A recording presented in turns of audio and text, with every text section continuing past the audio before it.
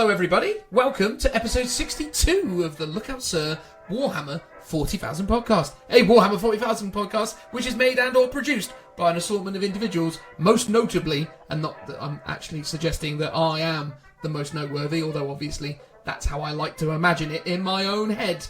Me, Dan, the host, the bestest one, obviously, joined as ever by my good buddy Phil. Wouldn't you agree with me, Phil? I'm obviously the bestest one, right? Of course you are. Exactly. Love me, Phil. Love me. Yes, Daddy. And on the topic of daddies, we could be talking only about our good buddy Joe. How's it going, Daddy? It's creepy, but I think from now on I should only be referred to as Daddy. The Daddy or just Daddy? Yeah, just Daddy. Wasn't that in Man Down, that fabulous comedy show where there was a character played by the guy who plays Baldric and also appears on Time Team, who always was like, "You now need to call me Daddy," or was more kind of menacing than that. Everyone calls me Daddy. Is that what you're aspiring to be, Joe? Yes. Amazing. Yeah, just that creepy guy. It's like you know when there's always that guy that you had to call your uncle, even though he wasn't your uncle or related to you in any kind of way whatsoever. Oh yeah. He was like your dad or your aunt or uncle's kind of drinking buddy. Yeah. Mine was Uncle Phil. Uncle Phil. Not to be confused with the Fresh Prince of Bel-Air, obviously. Oh. I know. He was not nearly as exciting, nor did he ever regularly appear as a Klingon in the Star Trek series. Yeah, I spent a lot of my youth sat in a pub playing with plastic dinosaurs whilst my dad was playing pool or snooker or darts. So I had a lot of just obscure uncles. Nice. And I remember, like... Creepy uncles? Yeah, I remember... They didn't try and touch you, did they, Joe? I don't think so. No. Because I remember 5-6 years ago, I went into the pub where I used to go with my dad, and all the guys who used to go in then were still there. Probably they'd gone home at some point and come back in. But they're like, "Oh, I remember you sat in the corner." And I'm like, I don't have a clue who you are. Like, but yeah, that's I imagine Phil, with his wealthy upbringing, had a mad uncle, like some kind of eccentric, Napoleon type uncle that wore all the regalia of Napoleonic warfare and would ride back and forth in his rocking chair. Imagine that he was like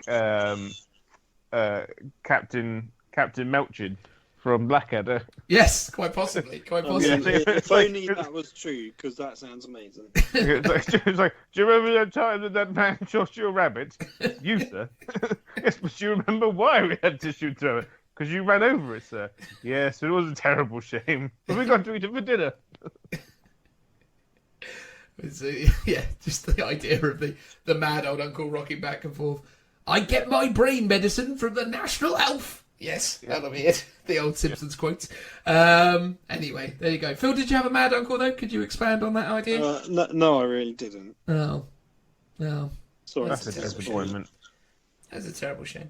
You know who's sort of getting a mad uncle now? And it isn't actually going to make sense when I actually say it. Space Wolves, isn't it? They got like, a thing that is a new thing, but isn't really the thing that you think it is, in the form of Reavers becoming uncles now, aren't they? They're now... That didn't make any sense. No, I know. I'm just trying to get it back onto some kind of Warhammer thread. So, they're getting the Hounds of Mokai, or whatever it's called. You mean the guys who are Reavers but don't have the good rules of Reavers?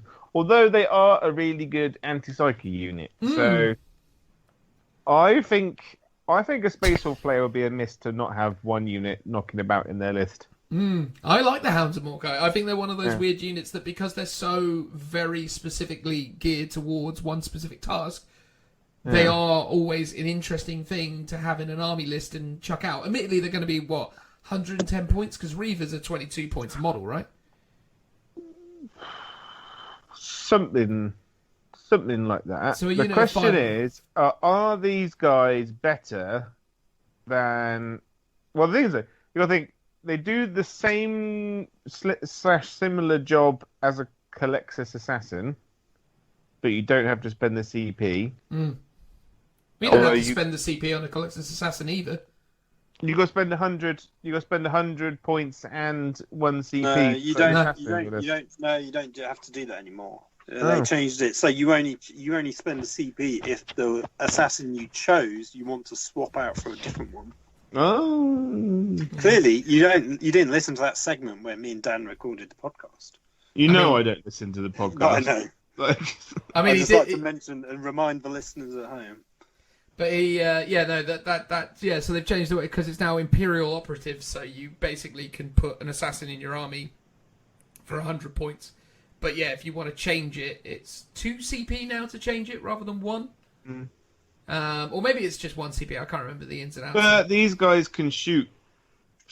This is basically a unit of Calux's assassins. Or Sisters of Silence. Or Sisters of Silence. Probably better than both, but the only thing that the Calux's assassin that does have over these is he has that stratagem that everyone in 6 inches fights last. And also, you can only hit him on 6s. Yeah. Which is massive, let's be honest, because you can have him running around doing, raised banners, you can have him doing all sorts. He's so handy to have, actually. But these guys also have the benefit of having the core keyword. That is true. They also have the Primaris keyword, so you can do transhuman on them, and they got the Phobos keyword, which means that they can be affected by the Phobos psychic powers. That is true. Also, though, interestingly, they don't get any options in terms of weapons, or at least it doesn't appear that they do. It seems that they only can have the grapple and the pistol and knife, so you can't take them with the bolt gun variant. No, but their pistols, when they shoot an assassin, hit on 2s. When they shoot a psyker, you mean? 2. Yeah. Not an assassin. When they shoot a pistol at a psyker. There we go. They hit on 2s. If there's a character nearby, they'll be re-rolling 1s. Yep. And they're damaged 2. Do they benefit from the Phobos Captain comms relay stuff? No, because that's a unit upgrade. Oh yes, of course, and they don't get that side of things. But they do get, But you can't. There's no reason why you can't put these guys down and then have a Phobos Captain knock around with them. Yeah, I'd say so. And a Phobos. Well, you wouldn't really want to put a Phobos Rune Priest, I guess, as it would be in these instances next to them. But you don't terrible.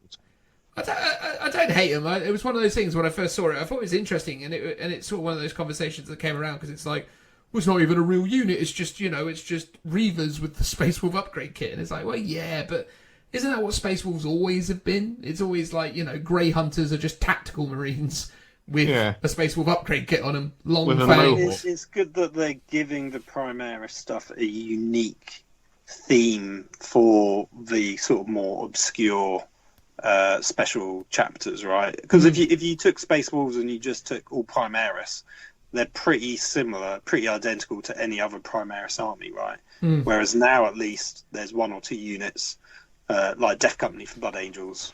Yeah, they're intercessors painted black. Like, at least there's something different about them. I took those in a game against Richie a few weeks ago, by the way. They are hilarious when you charge those guys in. I took them as a 10-man unit. It's absolutely bananas when they get stuck in. They do a lot of hitting, is all I can say. Fantastic. I like it. I think they're really good. It's one of those, did Space Marines or Space Wolves need this unit? No. Does it benefit them by having them? Kind of. Do you think... Question, though. Do you think this prevents them from accessing Reavers? No. No, so they'll still get Reavers. Okay. It's just a random fluffy unit, I guess. It's cool. It's a nice addition. And you could definitely... There will be a lot of games where those guys could come in crazy useful, I mean, if you find yourself in a tournament scenario, as often we kind of discuss about, you could definitely chuck that unit in and it still wouldn't be useless in all circumstances because you can still have it come in with outflanking and you can still... Because it has native outflank, right? It doesn't need to pay the CP to be outflanked because it has the ability, a standard, I believe. If it's got the grapple hooks. Ones, I think it can. Yeah, because it comes in from the sides, Yeah. So you can still have that added mobility. It's still got some flexibility and usefulness. But if you do have that game where you're coming up against, the elder player or whatever it may be, where they've got the psychers, even if it's like a guard player with a couple astropaths kicking around, having those guys able to come in and pick those guys out is actually pretty strong, especially when if you don't have any other psychers in your army, a Bore the Witch is a very, very good secondary. So yeah, no, I don't hate them. I do not hate them, but it was interesting at first on that side of things. On the topic of Marines, I suppose, not to worry about it too much, but obviously last episode, I gave a rundown of what I felt like were the top 13 Space Marine chapters, and what was quite funny was obviously myself and Joe had a few heated debates throughout about my assertions around where certain things needed to remain. So if I can talk you through my thought process for a moment, just to sort of clarify the obvious mistake that I made. Was it you were drunk? No, I wasn't drunk. I think what happened was... Well, I know what happened was I just... You were drunk with power. Often that is the case. But what occurred in this instance was that I was just looking at the FAQs, and I was looking at the indexes, and I was looking at the Marine book as it, came all together. And then I was looking at these things, in all honesty, in relative isolation of stratagems, warlord traits. Because with the best will in the world, even though I own all these books and I've got a pretty good knowledge of what's in there, I obviously do not know everything in graphic detail. So a lot of the criteria for me was based on the indexes that were there, but also the amount of characters they have access to, what those characters actually do, what those things do. So I think I would happily stand by my assertion that White Scars are the 10th best chapter, based exclusively on their chapter tactic. But obviously, once you factor in everything else, I think they obviously are very, very strong. Additionally, I also probably did massively downplay the importance of that mobility element. And the fact that they can fall back and charge, right? That's a thing they can do. Or can they not?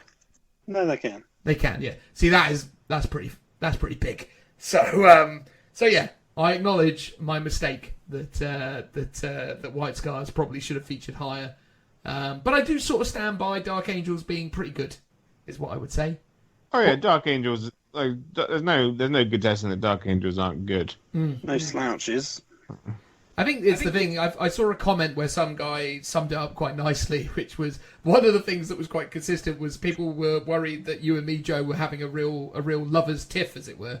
Yeah. they thought that you and I were getting into a proper fight about it, which I quite enjoyed, as it were, because I suppose maybe that's more of a true narrative than we've normally spun on the podcast.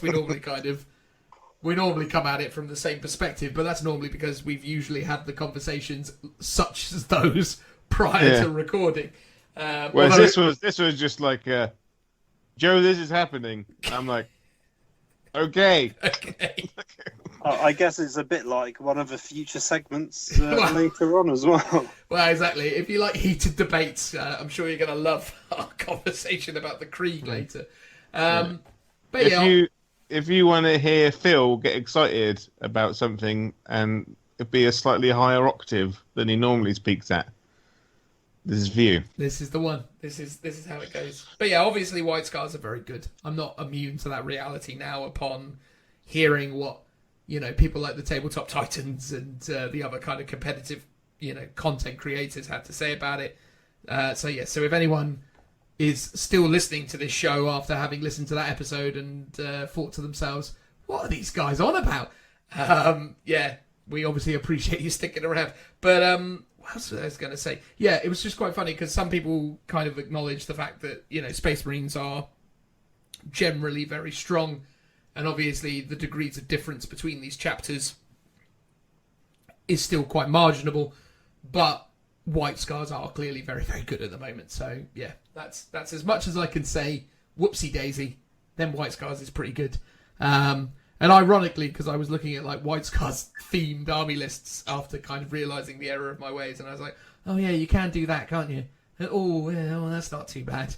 And oh, okay, yeah, that combos pretty well. Okay, good.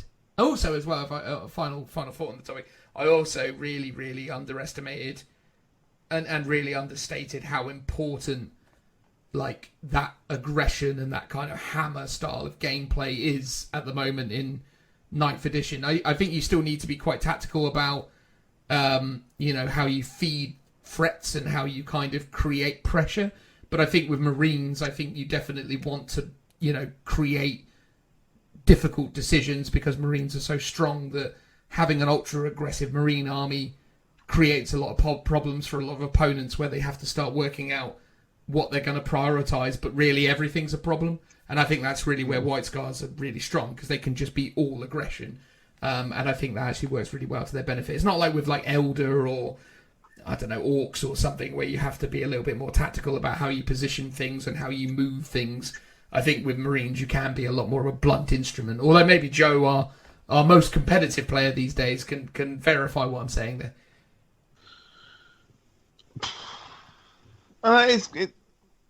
Yes, I think just threat saturating the board with the toughness 5 Space Marines is always a good shout, and especially if they're White Scars, which are doubly quick. But then it's also down to the players as well, as we've talked about. Like if you're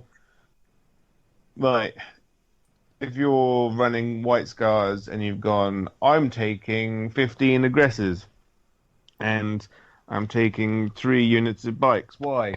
Because the internet told me that they're good. Then you may not be somewhat as good as someone who's running the same list but as Ultramarines, or someone who's been running Dark Angels for the last 15 years and read the rules inside out. Which are all aspects that are going to be looked at. And I know, like, Dark Angels at the moment could easily be said to be a top 3, top 5 Marine list. But their numbers, that you can't get as many models on the table, is any downside. Yeah. Well, I think that's the thing. By the way, I only discovered the other day that Deathwing Knights are weapon skill 2+. Yeah, they're crazy good. They are ridiculous. Like the only sad thing is that even though the Blade Guard vets get the Deathwing keyword, they don't get inner circles. They don't get that constant. They will. They will do eventually. But, I think that would be too good. Well, that's based on Inner Circle staying the way it is. I don't think Inner Circle will become that. I think Inner Circle will be Feel No Pain 6+ or something like that. Yeah. Even if it keeps any of the durability stuff, I think I think the fearless aspect of it is ridiculously strong. I think just everything about it is so strong. It's such a ridiculous ability. There is no way that is not getting nerfed. There's just not going to happen. Also, as well, the Deathwatch teasers that just came out today as well, about them being able to choose the order that their tactical doctrines go off, or not tactical doctrines, their doctrines go off. Yeah. Wow. Already like, ooh, hello. This is quite exciting. Yeah, some seriously good builds. And I quite like the idea, because it's a very similar kind of style to Necrons and how their protocols work. Yes, yeah. Where you build your army and you plan your game in advance. So you know when you get to the table, okay, I'm running a Stormbolt heavy army or a heavy intercessor army, and I know that I want to have tactical doctrine first turn. I'm probably going to need tactical doctrine second turn, but I know that I can then smash straight into the assault. Or I got a really fast army, so I want to put the pressure on really hard early on. So I'll probably begin assault doctrine, and then I can fall back in turn 2, knowing that I could just smash straight into tactical or heavy, and then shoot away with all my other stuff. Yeah, it's very exciting. Very, very exciting to see what's happening with that. And the Space Wolf preview gave me a lot of lot to get excited about as well. So I think, good things are exciting on the horizon for Marines. But again, in a way that's sort of interesting, but potentially not too busted, even though that you're going to be able to obviously suggest that these things are strong. I think it's going to be some interesting things. On the topic of interesting things, I've got a 5-star review for us all. Oh. So this comes from Kubrick. Or not Kubrick. Kubrick. That was it, not Kubrick. Blah, words. It's getting late. Kubrick via Apple Podcasts of Great Britain. And his 5-star review reads, solid as a rock. 5 stars. Having listened to every episode of this podcast, I thought it was time to add a review. Plus, I'm hoping you'll read it out. Isn't that nice? He was hoping we'd read it out. And we are. Look at this. Aren't we magnanimous? A genuine hero of the day. Exactly. The gentlemen have a great 40k knowledge, and it feels like eavesdropping on friends talking about the thing they love. Well, there we are. I mean, that is ultimately what you are doing. Don't be put off by the long running times of some episodes. The time flies by. Does it fly by, Joe? Do you feel like it flies? Some evenings when we do these, it flies by. Some evenings, I will be 100% honest, there was one evening a couple podcasts ago where I actually fell asleep. I think the listeners are well aware of what that one was. I don't think you disguised it all that well. I was curious if it happened today as well. There was a time where I said something to you and then you didn't answer, and then Phil filled in. I may have. Phil was on the proper tirade. He really did. He really was. And I was like, I got a good 5 minutes, and I was desperate for a wee, so I ran away to go for a wee. So someone but I was like, I don't want to stop him because he's in a flow. It's good content. Good content. Yeah. So I was just like, I'll let him keep going, and I'll be back in a little bit. There you go. But anyway, the time flies by. Yes, we all love Phil and Joe, but let's not forget the solid foundation that is Dan. Hey. That's what people say about me. Did your mum write this one again? Hmm? Did your mum write this one again? Possibly. Although, I was expecting more of a sort of insulting tangent with solid foundation as if to suggest that I'm some kind of heavy lump. I would never be so cruel. No, indeed. I wait till the microphones are rough. without whom there would be no Lookout Sir. I mean, that is technically correct, but for better or worse. Looking forward to many more shows. One about Tao, please. Thank you, kind sir. And because he didn't really get around to saying very much during the course of this review bit, it was mostly me doing a back and forth with Joe. Why don't we have Phil saying thank you to Kubrick for his 5-star review? You're breaking the pattern. It's always Joe. Well, yeah, but Joe was adding little insights and all the rest of it. I love how you completely never want to say thank you to our lovely listeners and their 5-star reviews, Phil. So I'm trying to break out your comfort zone. But do you hate them, Phil? No. Do you hate our listeners? Exactly. People do the reviews because they know Joe will thank them. Oh, is that people what don't want people don't want the thanks from me. They want to hear the dulcet tones of Joe. All right, fine. Yeah, I suppose they are going to get 4 hours of you waffling on. Well, exactly. They've heard enough of me by the end of the episode. Exactly. Me and Phil recorded a bunch of segments last week, Joe, that you're not even in. Oh dear, yeah, that's true. This is a relentless Phil episode. God. Yeah. It's the Phil show. It's the Phil show. Yeah, make sure you've got one of those inflatable neck pillows, when you listen to this one, in case you do nod off. Yeah, not advisable while driving. Yeah. How dare you? But if you want to put a baby to sleep, put a thick content. Bush. Anyway, go on, Joe. Say thank you to Kubrick. Thank you, Kubert. Not Kubrick. Thank you, Kubrick, for listening to every single episode. That is 100% more episodes than I have listened to. How many episodes have we done, Joe? 64? Yeah, close enough. 67? 65? Less. 62? Yeah, 62. Yes. There it is. Oh. I honestly thought there was a lot more, if I'm going to be 100%. I thought we were in the hundreds. I mean, we've definitely produced hundreds of hours, but... Yeah. But for listening to all those episodes, thank you. From the bottom of our hearts. We love it. And thank you for listening to me and Dan talk about whatever comes to our minds at that time. It's very humbling.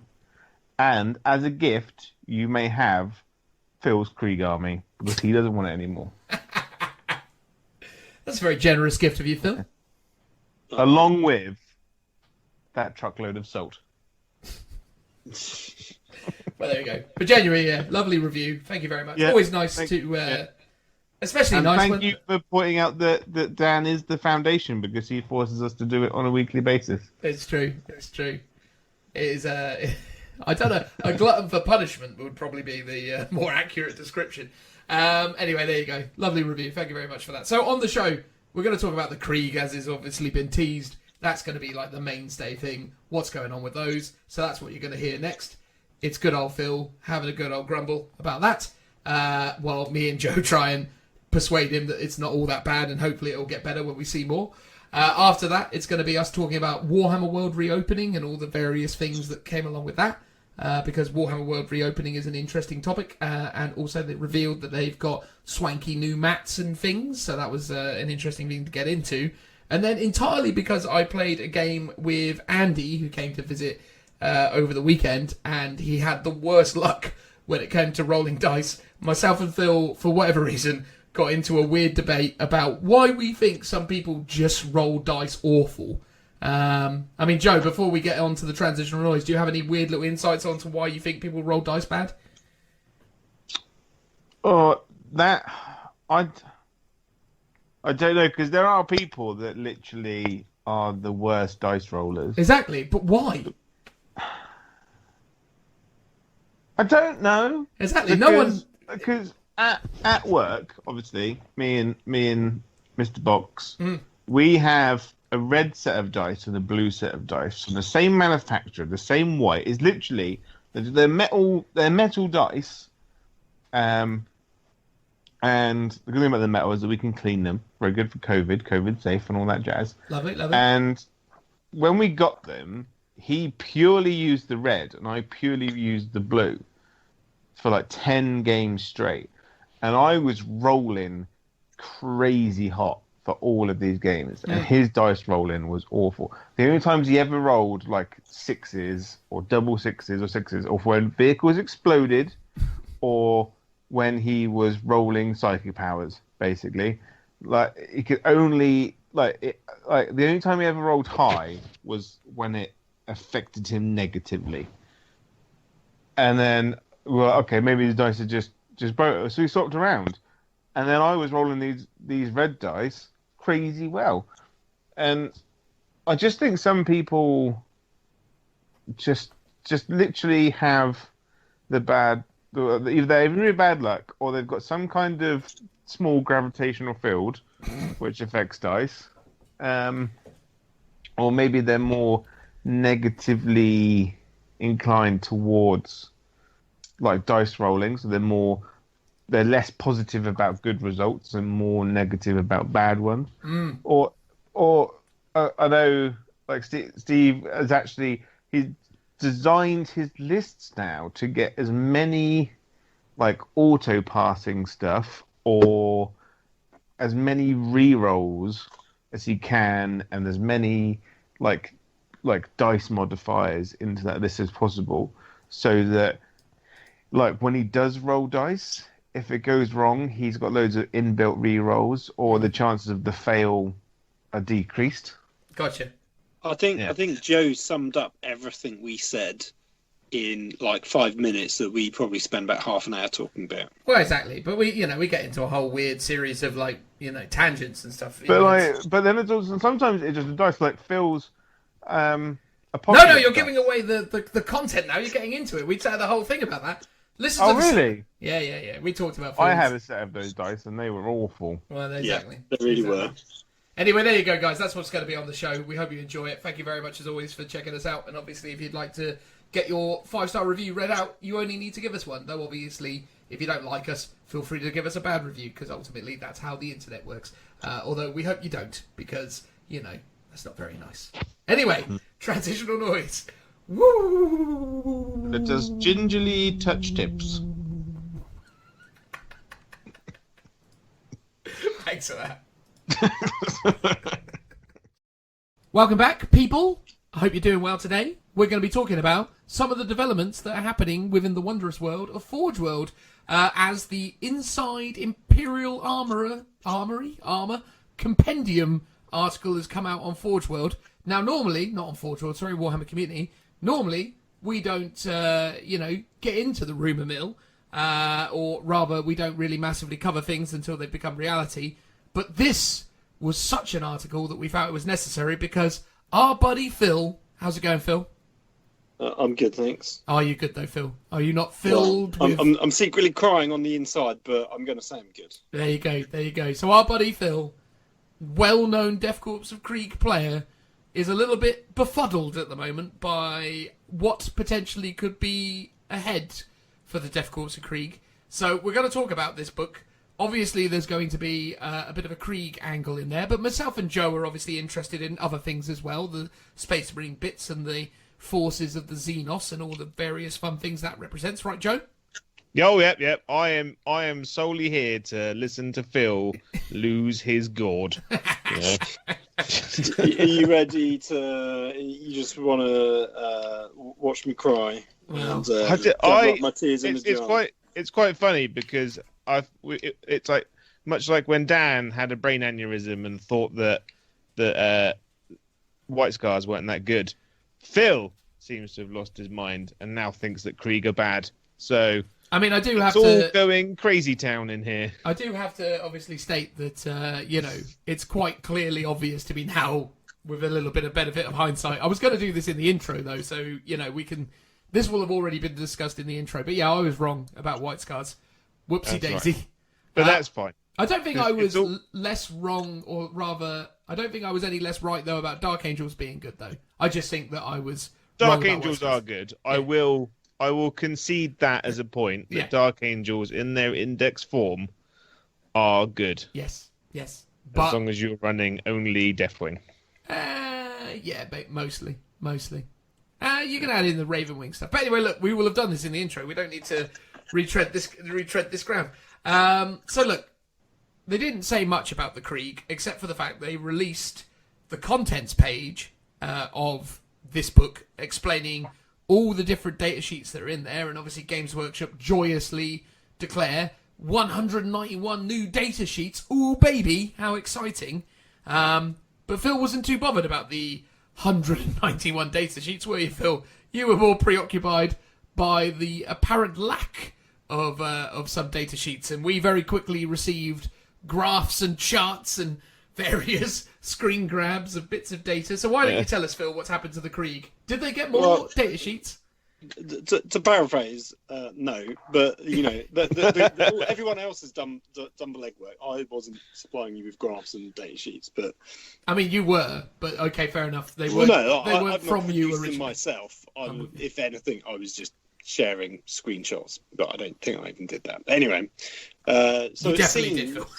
It seems like the not just Krieg in general, but like the Imperium at large, especially the Astra Militarum, a lot of their old a lot of their old models don't have data sheets anymore. If it's a model that's not in production, there's no rules for them. Like Elysians, gone completely. They don't have rules. Heretics, which was like the old Traitor Guard, completely gone. And those ranges were discontinued 2 years ago. The Krieg line has been sort of pared down, so a lot of the stuff that models haven't been sold for maybe anywhere between 6 months and a couple of years. Like they're gone. So the Quartermaster Cadre, who's like their kind of medical officer, that's just disappeared. The Grenadiers, they haven't been selling them for about 4 years.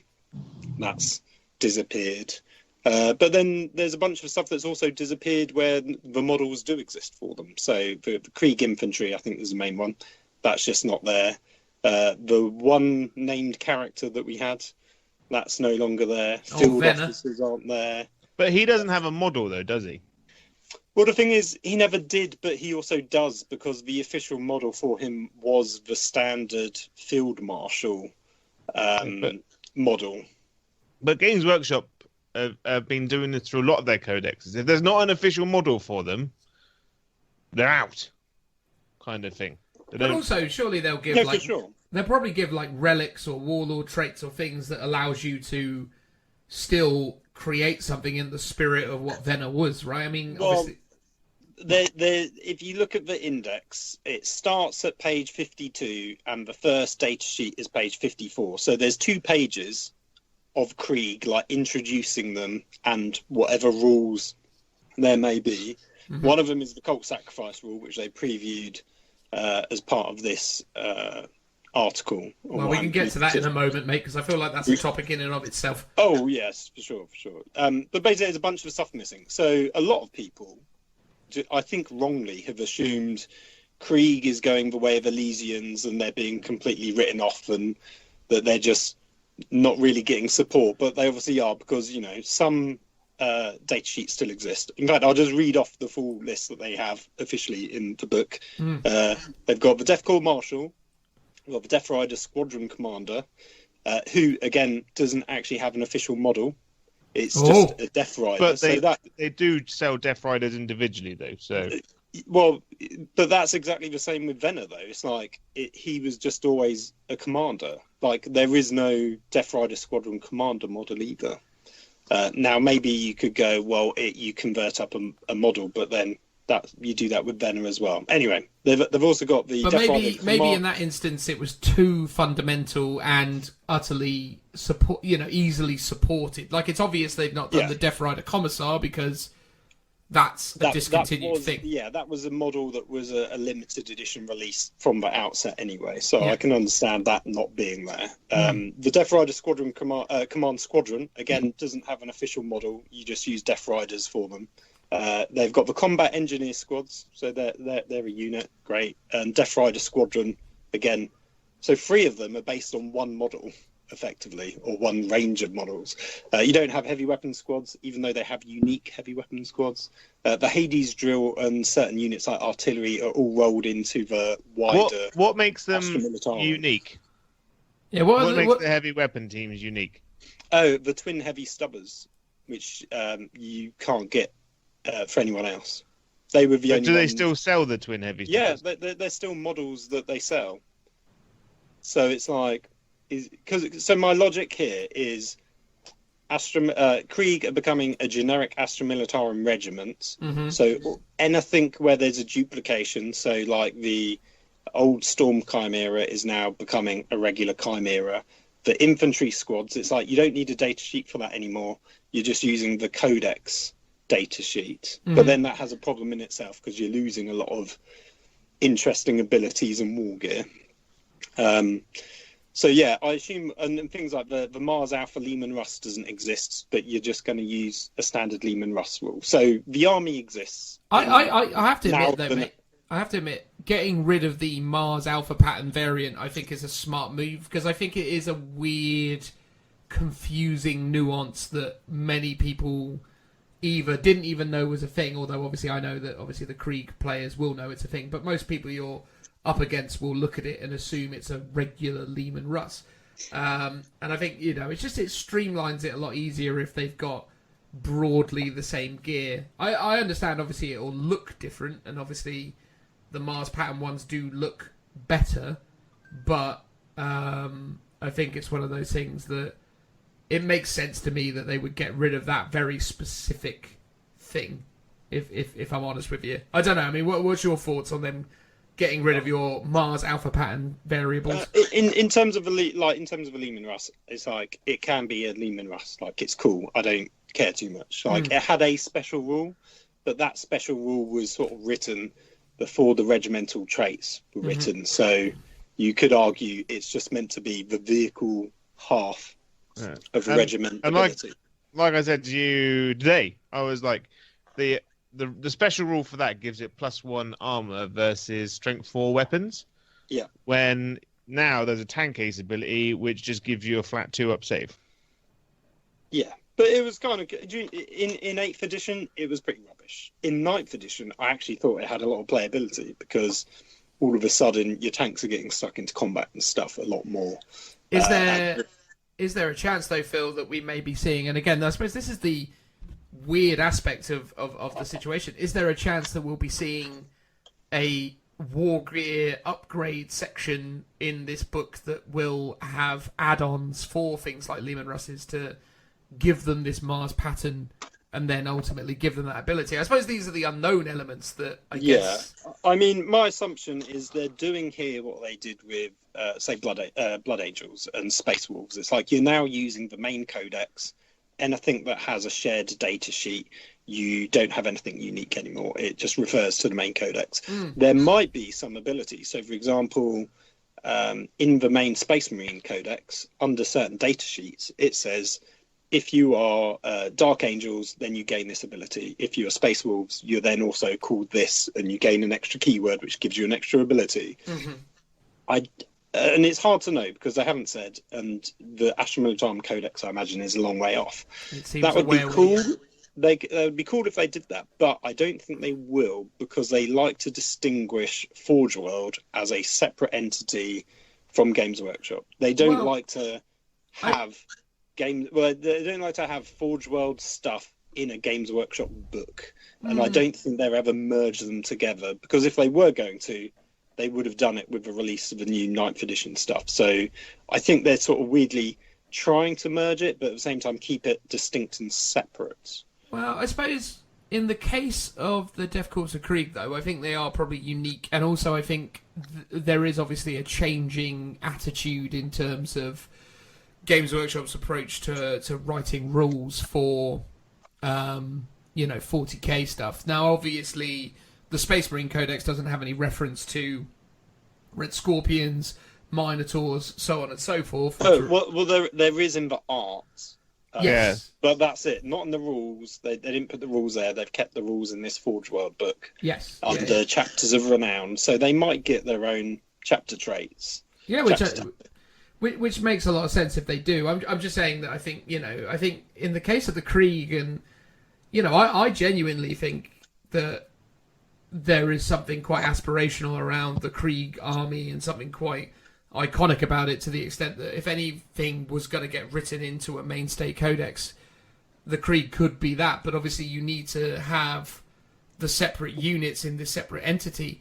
But for all we know, this could be as little as a short-term solution, which will be addressed with a more long-term solution being a Death Corps supplement, which could still happen, right? I mean, it's not outside of the realms of possibility that this could be a halfway house. No, but I totally agree with you. That could be the case. And doing their classic cloak and dagger marketing strategy, we're never going to know until the 2 weeks before it's due to be released.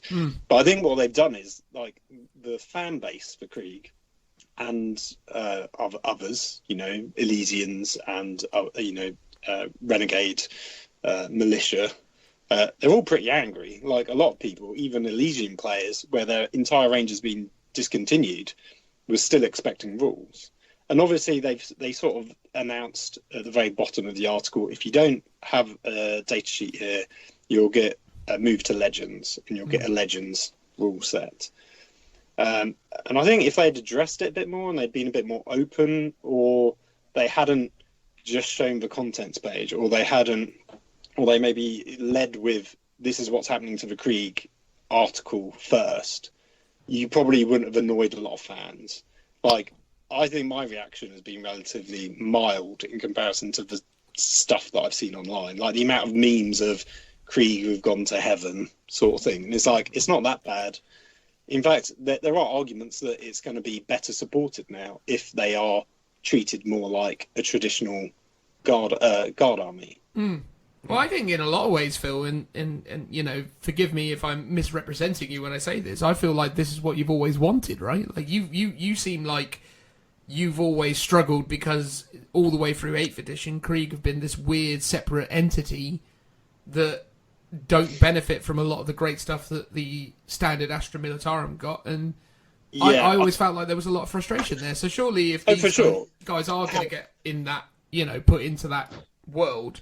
Well, yeah, so things like, the standard infantry going to the Astra Militarum infantry data sheet means, cool, I can now use certain stratagems that specifically called out infantry that I couldn't technically use before.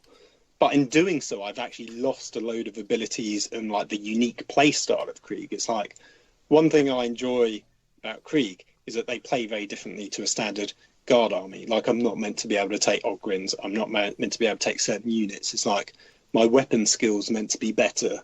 And it's like, and all my guys are equipped with crag and frak grenades. So it's like, they're unique elements that stood the match. A crag grenade, you say, Phil? A crag grenade? Crack is what. Oh, a crag grenade, right? So what they've previewed so far is that we get a new regiment trait, which we never had before, because before we just had the Cult of Sacrifice special rule. That is now a regiment trait. Now, my thinking behind this is that will probably be the only unique ability that we get. And what that means is Krieg are no longer weapon skill 3+, which was like, they're, to me, bigger than the fact that they didn't take morale from shooting. It's like they've lost a load of cool abilities. So like regular infantrymen used to be able to carry banners to give them +1 leadership. So don't get that anymore. They used to have crack and frag grenades. They don't get that anymore. Their watchmasters used to have ballistic skill 3+, which were their sergeants basically. They won't get that anymore. And it's like this all sort of adds up as cool. They're sort of generic guardsmen, and it's like, yeah, you'll get some compatibility out of it, but you lose a lot of the interesting flavour, which is what attracted people to play Krieg in the first place. Did it though? Oh, for sure. Surely it was the cool models. Well, I think it's both. And let's be totally honest, Phil. A lot of Krieg players ran all their tanks and infantry as Catachan or Cadians. They never really took them as Krieg. Oh, well, that was a difference there. So the Krieg tanks you could arguably go, well, there's no thematicness to them in their current rule set. Taking them as Catachan, where they're better at shooting, is more thematic than the current Krieg rule for them. Whereas the infantry, it's like I always took my infantry as Krieg because that's what they were, and it was like thematically correct. They played in that particular style. So they were more thematic if you gave them better rules that weren't like the rules you were given for the army. For the tanks, yeah, because they didn't have any rules before. It's like, so for example, it's like... Yeah, but now you do have the rules, so why are you so sad? Because, one is... Because they're not good enough. The new rules aren't very thematic. Two, they're not very good. And well, should we address what this Cult of Sacrifice ability is? Yeah. Let's go and read it out. So it says Cult of Sacrifice. I'll read the fluffy bit as well. Please. The Death Corps of Krieg are unafraid of death, famed for their willingness to fight no matter the odds and sacrifice themselves on the field of battle in the Emperor's name. Ooh, cool. Right, okay. So they have two abilities. As always, there's an infantry ability and there's a vehicle ability. So the infantry ability is each time a combat attrition test is taken for a unit with this doctrine, ignore any or all modifiers. It's a bit weird that it says all good rather than and, but it's all right. It's before they used to basically ignore the casualties from the shooting phase for the purposes of taking their leadership test, which was really good in 8th edition, less good in 9th because I think leadership, I don't know, combat attrition tests aren't that much of a biggie. At the moment, this is a bit rubbish. It's okay. It's not great. If there's more stuff as the game develops and codexes come out, more things can modify combat attrition tests. So combat attrition could be really lethal and you get -1 and 2, 3 to your test, then this would be really good. Can I just say, Phil, that a lot of armies that had ignore leadership rules. So like recently, so basically the Necrons had one, which is basically you auto pass all morale. They've now changed that to you ignore modifiers to combat attrition. So I feel like they're phasing out auto pass morale. Yeah, and doesn't Deathwings still get it? Or in their index they do, but it's reasonable to assume that that's gonna go away at some point. Yeah, I think it makes sense because you've always been saying it that morale is a bit rubbish because everything just ignores it, right? Yeah. I still think the fact that they could ignore it only for the shooting phase was quite good because again, it becomes a weird administrative thing, right? Because again, I felt like them keeping that ability in 8th edition was a weird hangover of Forge World not really fully understanding what the new 8th edition rules were and going, okay, cool, well, they don't take leadership tests from shooting attacks. Because obviously in 7th edition, you would resolve your leadership tests after taking casualties in any phase. So it was a relative, piece of admin that you could go, I don't take morale tests in the shooting phase. But then obviously you end up in this weird scenario where you have to document the 3 guys that died from smite and the 4 guys that died in combat, but not worry about the 2 guys that died from shooting attacks and put that all together at the end. Now, obviously, that is obviously a relatively easy thing to do, but it is an extra little layer of I admin. would say, weirdly, there's more legwork now because you're just taking leadership more often. So there's more dice rolling involved. True. But, I don't necessarily... I don't hate it. What leadership is a guardsman? 7. 7 for the Watchmaster. So what you could do is that really there's that stratagem in the Guard Codex where you make one of your Lehman Russ characters into a Commissar Lehman Russ, and everyone within the 6 inches of him becomes leadership 9. Well, so what this does is basically gives Krieg a reason for taking commissars, because before there wasn't really much point unless you knew you were gonna be in combat a lot. And, so it's and also the other one is one of your massive gripes as well was you're always like, why are my Krieg guardsmen more expensive than normal guardsmen? Like, now you're the same points as guardsmen, and who really cares if guardsmen run away? Let's be totally honest.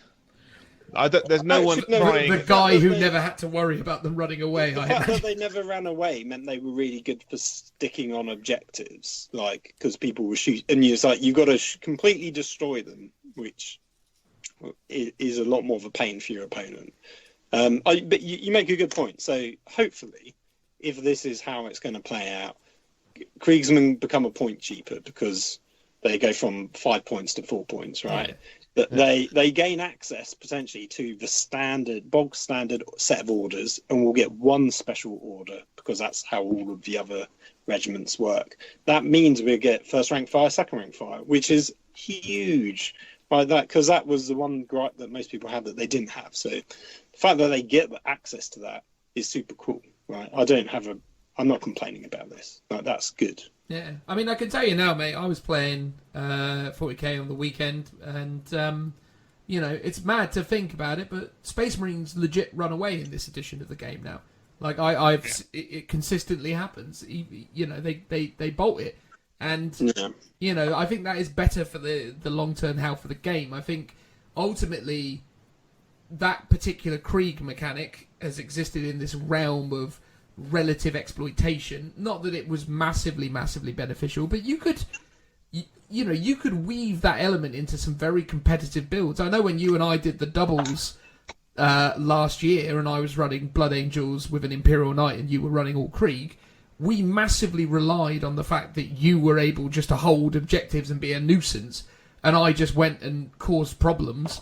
And because we had this incredible backline that was just never going to run away, we were able to play the objective game, and as a result won all our games, mostly because of the fact that we had all that aspect of things on lockdown. And I think it is a very, very strong mechanic, and I think it is sensible that they changed it. But I think what they've done here is, I mean, at the end of the day, if a Space Marine runs away, a Krieg guardsman needs to run away as well, right? Yeah, I guess. Yeah, it's like I guess. They should be as willing to, in theory, their leadership should be as, potentially as good as Marines. Should it though? Yeah, come on now. Let's get real. I think that whole point of they don't run away because they want to die is correct. So I think. Well, then in your head, be like, he was so sad that his friends have died, he's topped himself. There you go, and you filled in the story. Problem solved. But again, it's like, so they've got this ability to ignore combat attrition tests. Potentially, they've lost their bonus weapon skill. It's like, I would have rather had the bonus weapon skill like how Katachan have +1 strength. I think that would have been better than the leadership bonus. Phil, no, come on now. Like, what has that weapon skill ever done for you? You're still strength 3 in a game where everyone else is toughness 5. Well, So this you is may the thing, hit, though. you may be Right. able to hit them with your shovels, but you're not going to be able to kill them. Well, no, but the big loser potentially will be Death Riders. If they're True. at weapon skill 4+, it's like, oh, But they are geez. definitely- I mean, I don't think they will. Are I they think not? they will give them a little bump, and that they will be a bit more elite. But who knows? I mean, Well, you don't know. But I Well, reckon exactly. We're in speculation. Death Riders will phase, still isn't be it? hitting on 3s. Death Riders definitely will still be hitting on 3s, and they'll be strength 6, AP minus 3 with exploding whatever, and they'll give them extra attacks. I reckon this is going to be one of those things where a lot of these Krieg fans are going to be feeling sheepish in like a couple of weeks' time, where they're going to be like, oh, actually, it's really good, isn't it? Have you seen what they've given Death Riders? That guy who's currently melting his entire Krieg army in a warm bath is going to be crying when he realizes that. Is he in there with it, inhaling Yeah. the resin? Clean the shame. Clean the shame. But I think that's the thing, man. I mean, because all they have to do is like, all they have to do is kind of come up with some interesting elements. And also, I was going to address one of the points you raised before we go on to the second bit of this ability. You said about Krieg not being able to take certain things, or that they thematically wouldn't have Ogrins or any other kind of like ab-humans, like ratlings, and all that kind of stuff. There's no reason why they won't put that stipulation back into this book as well, because I obviously... mean, they still could. Like, there could be other rules. Like, they could say, yeah, they still get their bonus to weapon skill or what have you. Or they could say, they could do here's a list of only the units you're allowed to take.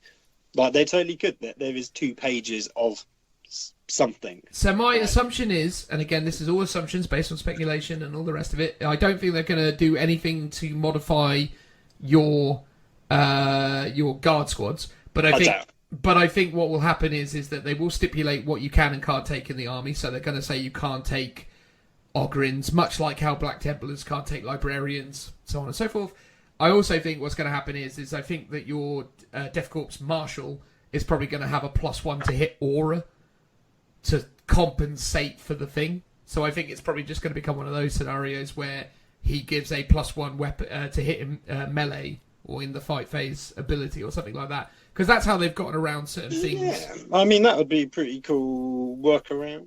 Yeah, because look at Harker and Iron Hand Strachan that give +1 attack or reroll ones to hit.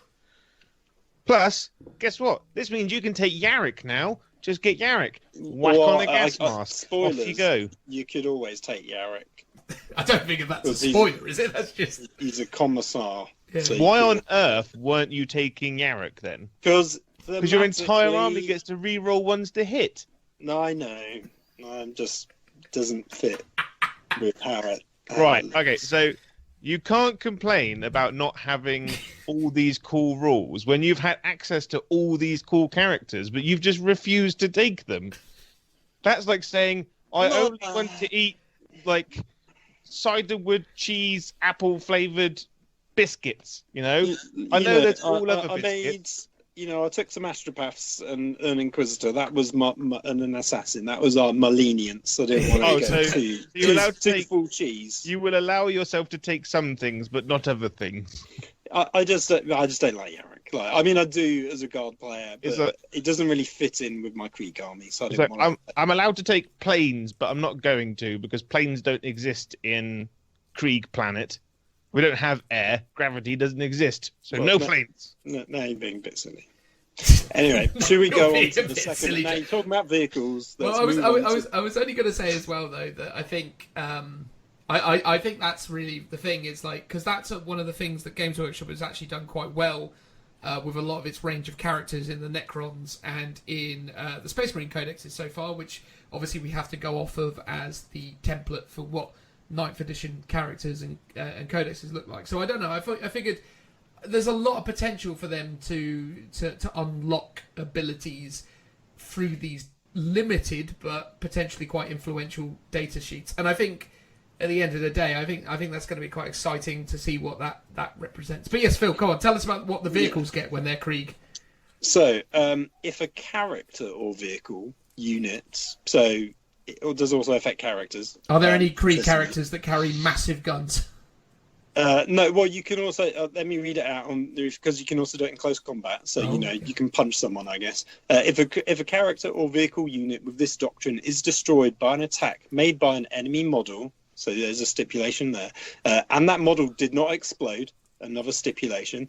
Roll 1d6 on a 4+. Another stipulation. Do not remove the model from play. It can, after the attacking model's unit finishes making its attacks, either shoot with one of its ranged weapons, as if it were your shooting phase, or one of the attacks, or one attack with one of its melee weapons, as if it was a fight phase. When resolving these attacks, your models are considered to have one wound remaining. Another stipulation. After resolving these attacks, the destroyed model is then removed. So with a tank, for example, you can basically shoot one gun, and if you've got a character, you can swing one time with your power sword or your fist or whatever. With the tank, so first of all, you've got to roll the dice and not roll a 6 because you don't want to explode, right? Mm-hmm. Then you've got to roll a 4 up. So, because that basically allows you to activate the ability, a bit like the banner for Space Marines. You can then obviously do your shots, but you're basically on your lowest bracket. So, if you're a regular Lehman Russ, you're hitting on 6s. If you're a tank commander, you're hitting on 5s. You can only shoot with one weapon. And also you can only do it if your enemy model destroyed you. So, for example, if you blow up because you overcharged your plasma cannon and you took a mortal wound and died, you can't do it. If one of your other tanks blows up and finishes off you, then you can't do it either. But doesn't that seem... okay, the other tank blowing up is a bit unreasonable, but if you... Because doesn't that then remove... If you blow up your own Lehman Russ using a plasma cannon, knowing you've only got 2 wounds left, then you've only got yourself to blame. I agree with you there. But if you're on 1 wound left and you really want to kill something, and to do it you need to overcharge, you'll be like, oh, what the hell, I'll do it anyway, because you still get to shoot, right? Yeah. So... But then you just won't do it. You'll just take the hit. Surely. Well again, this time, you wouldn't, because the odds of shooting are slim. I don't understand why Krieg players about having a free round of shooting when one of their tanks dies. I think you broke up shortly there, Joe. But I think you said I don't understand why you're unhappy about getting a free round of shooting, right? Yeah, because it's why not is a that free bad? round of shooting. Yes, it is. Right. You've died, you roll and then on 50-50 chance, you get to shoot. Well, actually, it's not a 50-50. It's about 41%, because you've got to not blow up first. Bill. So it is, I looked into it, it's 41%. So 41% is still pretty good odds. Well, yeah, but then you're hitting on 6s. That is not good odds. Well, it depends, doesn't it? Because also, as well, there could be a chance that there could be stratagems that work in synergy with this as well, though, right? Because you could be... Do you think so? The stratagems that exist currently do not synergize with this. No, like the ones from Psychic Awakening don't. But obviously... but Phil, like you've said, there's 2 missing pages. There could be stratagems in there. This is essentially your mini supplement. Yeah. I will be honestly surprised if there are stratagems in there. Well, it'd be great if there is. I kind of doubt it. Well, if there is, though, right? Imagine if there's a stratagem in there where if you don't blow up, you get to fire at full ballistic skill, or you get to fire every weapon. And also, as well, it's not like Imperial Guard tanks don't have one massive gun on them, right? I mean, I understand if you're talking about, a guy armed with a couple pistols. Oh, no, he can only fire one of them. Fair enough. Honestly, I would rather this was ability that would just apply to infantry, because then it's kind of cool. It's like every lasgun that dies gets to shoot again. Right? Yeah, cool. Because the thing is, this works. This is a really strong ability for the banner for Space Marines, because it works on infantry. They get to shoot at full ballistic skill, which is 3+. This works, on a big tank, but you're hitting on 6s, maybe 5s if you're a tank commander, which will probably be restricted to 1 per detachment. Well, then, let's be totally honest here. If you are playing Krieg for fun, you get a cool free roll, which you didn't have before. And it's pretty fun. And it is pretty fun. It's really cool. It fits the theme of the army, let's be honest, because apparently Krieg love to die. So why not go out in a blaze of glory? Witness me! Yeah, and if you do want to play Krieg competitively, then you build into this. So you build in units and guns that benefit solely from this thing. Right. So cool. you take flamers or you take Punisher cannons. You're putting out 20 shots, Phil. The one like winner out of this where it will be half decent just because you have number of shots. But again, hitting on sixes for the most part isn't fives. Or fives. But the thing is, right? And so a lot of tanks. If you take Yarrick, you're re-rolling ones. Right. A lot of tanks, when they get destroyed, are probably destroyed in combat. So it's like, cool, my big cannon with the blast weapon can't shoot. Here is my one heavy bolter, maybe my one heavy flamer. On a 4-up, I can shoot you with it. If you're dying in combat, you're hoping to explode anyway. I mean, obviously, if you explode, it's a winner. And if you don't explode, there's a 50-50 odds that you get to do something. Right. And let's be honest, how many of your tanks are currently shooting when they die, Phil? Right, okay, let me put this into context. Let's have a rundown of the other regiment abilities. Oh, okay. And let's see how this one compares and which one you would rather have. Right, Yeah, I've got the codex here. Let him do it. All I'm going to say is, and I made this point before, so what the viewers or listeners of the show won't appreciate is, I did actually roll this 5 times, and of the 5 times I rolled, and there was no tomfoolery here. The first one got 2 hits after not exploding, rolling the shots, and this was all with demolisher cannons, by the way, so it was random amounts of shots. With commanders as well, so you hit with commanders, all right, fair Let's enough. be honest, everyone's going to be running tank commanders. Okay, so it was with commanders. So the first one got 2 hits off and did something like 7 damage. The second one, I think, only got like 1 hit off or whatever and did very little. Because I think something saved it or whatever, but, still not bad. Oh, no, the second one was actually still quite successful. I think it did actually 9 damage. The third one fluffed it. The fourth one did pretty well. And the fifth one, it exploded. And it was that thing where I was like, look at that, Phil. That's not bad, is it? I mean, Right, but statistically, only half of those should have even gone off. Well, I mean, I'll roll it right now, Phil. I'll roll it again for your benefit. I appreciate you just got to take me at my word here, right? Oh, it exploded. Okay, fine. Right.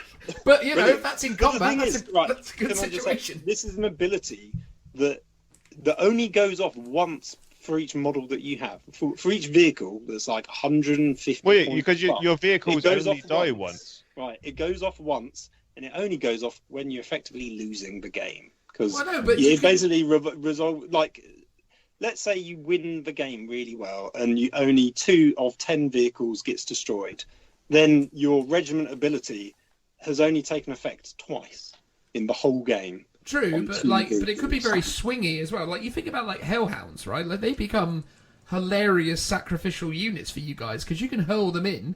On a 4+ you blow up, which is a winner because you're going to do damage with blowing up. And if you don't blow up, you get to use its big scary flamer potentially on another 4-up. So you roll 4-up, didn't explode. Oh well, roll another one. Cool, I'm going to flame you more. Ooh, I'm going to take a 25% chance that my regiment ability even gets to go off, and that's once per game per model. Whereas everything else goes off every turn. Right, okay, let me go through the... All right, come on, let's hit us with the rules. So Cadian, reroll 1s in the shooting phase for units with this doctrine if it didn't move in the previous movement phase. Oh, so they can't move. That's not that great, Phil.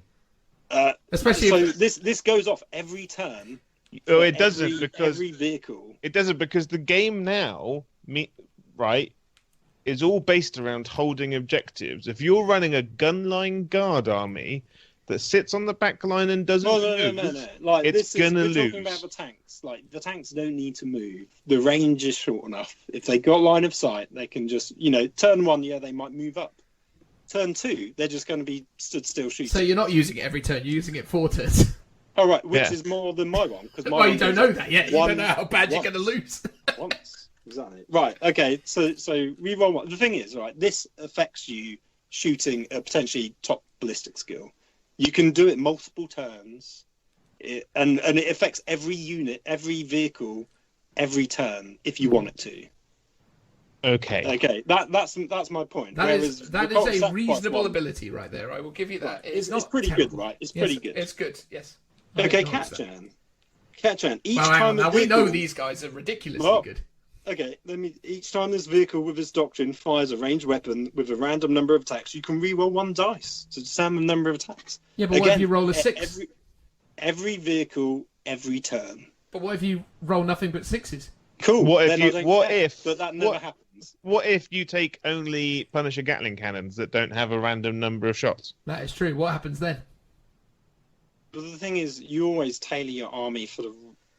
Oh, hang on. So you're list tailoring now, are you, Phil? You're only picking units that are good against your opponent on that particular day. No. That's list tailoring. What I'm saying is, you tailor to the strengths of your army. Yes. So the words you've just said then, right? You tailor to the strengths of your army. Cool. So you've now got a new what strength, vehicle do right? I take for Cult of Sacrifice? What vehicle's really good? A Punisher, where I can hit again on 5s, maybe 6. Re-rolling 1s because of that cool commissar character. I think the one benefit of the Cult of Sacrifice that hasn't really been talked about too much potentially is artillery that doesn't degrade. Potentially, if such a thing exists in the new Fort Drive book, that is the one bonus where you can get a proper round of shooting. But again, it's only 1 round of shooting, whereas a lot of the other regimental doctrines, what about Phil? Overall, give you better ability. 18 Flamer Sentinels. Oh, well, listen to technically, they don't get access to them, so potentially they don't used have to, but now they do. Well, but now they potentially do. Potentially. You don't know. There might be a Krieg commander who's literally wakes up every morning and goes out and strokes 18 Sentinels because he has access to them. You don't know. Cool. I'll just ditch all the army that I've built up over 8 years to buy. You're not ditching it. You're adding to it. Yeah, you're not ditching. You've got. Okay. By the way, Phil, I just rolled 20 dice at Ballistic Skill 5+. I got 8 hits. That's not bad, is it? Yeah, and let's be honest, how many times have you gone up against units where you have to have -1 to hit on all your guard, and you're putting 20 lasgun shots into it? You're not complaining then when you're hitting on 5s. But when you get to shoot for free, well, this is terrible. My point is, every other regiment ability will give you a much bigger bonus over the course of the game than this. Not really. Right. Okay, let me go to the next one, Valhalla. Oh, well, that is a good one. Vehicles with this doctrine have a damage table double the number of wounds they have remaining for the purposes of determining what characteristics they are. Yeah, so I can have a vehicle that can shoot again when it dies, hitting on 6s, the lowest bracket, or I can have a vehicle that survives another turn and is 90% chance of the time going to be on the middle bracket. And Phil, it not only gets to shoot. No, let me finish. It not only gets to shoot with one weapon, it gets to shoot with all of them because it's still alive. It doesn't make it more survivable. It just gets to shoot slightly better whilst it's alive, whereas you get to shoot when you get a free round of shooting, and also if those tanks don't get shot at, it's not using that ability every turn because it's always on its top wounds. Yeah. Same as Cult of Sacrifice. If it's not getting shot at, it's not being used. But I tell you what, Valhalla is going to be used a lot more, I think, than Cult of Sacrifice. I mean, I could probably agree with that. I think the thing is, though, is that I think what me and Joe are saying is, and I think this is true, though, right? One of my favourite things about when we go to Warhammer World events together is that lovely moment where you go into the canteen after game 1 and, grab your lunch and chat about your war stories. And I can just imagine you, Phil, regaling us with all these amazing stories about how your tanks have just been overperforming and just blowing people away, and the hilarious moments where you go, I was needing to get him off this objective and he blew up my tank, and then that was all I needed, and I got those last couple of guys off because I got my lucky shots off and all the rest of it. Like that. The thing that I don't like about it is you have a chance with bad dice rolls for this ability to never take effect because the vehicle explodes or you just roll a 1, 2, or 3. But that's the entire game of Warhammer, Phil. Well, it's true, and you have a chance. It's not, because all the abilities that I've just read out take effect no matter what. There's no 50% chance of it happening. Well, they all just take effect. But equally, though, right? It's like good. But it doesn't go off every time. It could go off every time, but it could never go off as well. But Joe used to run Ancients quite a lot, and yeah. I think, obviously he gets to roll for it a fair bit more than what you're going to do, but I think he can attest that it's very rare that it doesn't go well. So I took Imperial Fists, right? And I had 10 Devastated Centurions and 25 Intercessors in my army at the finals, right?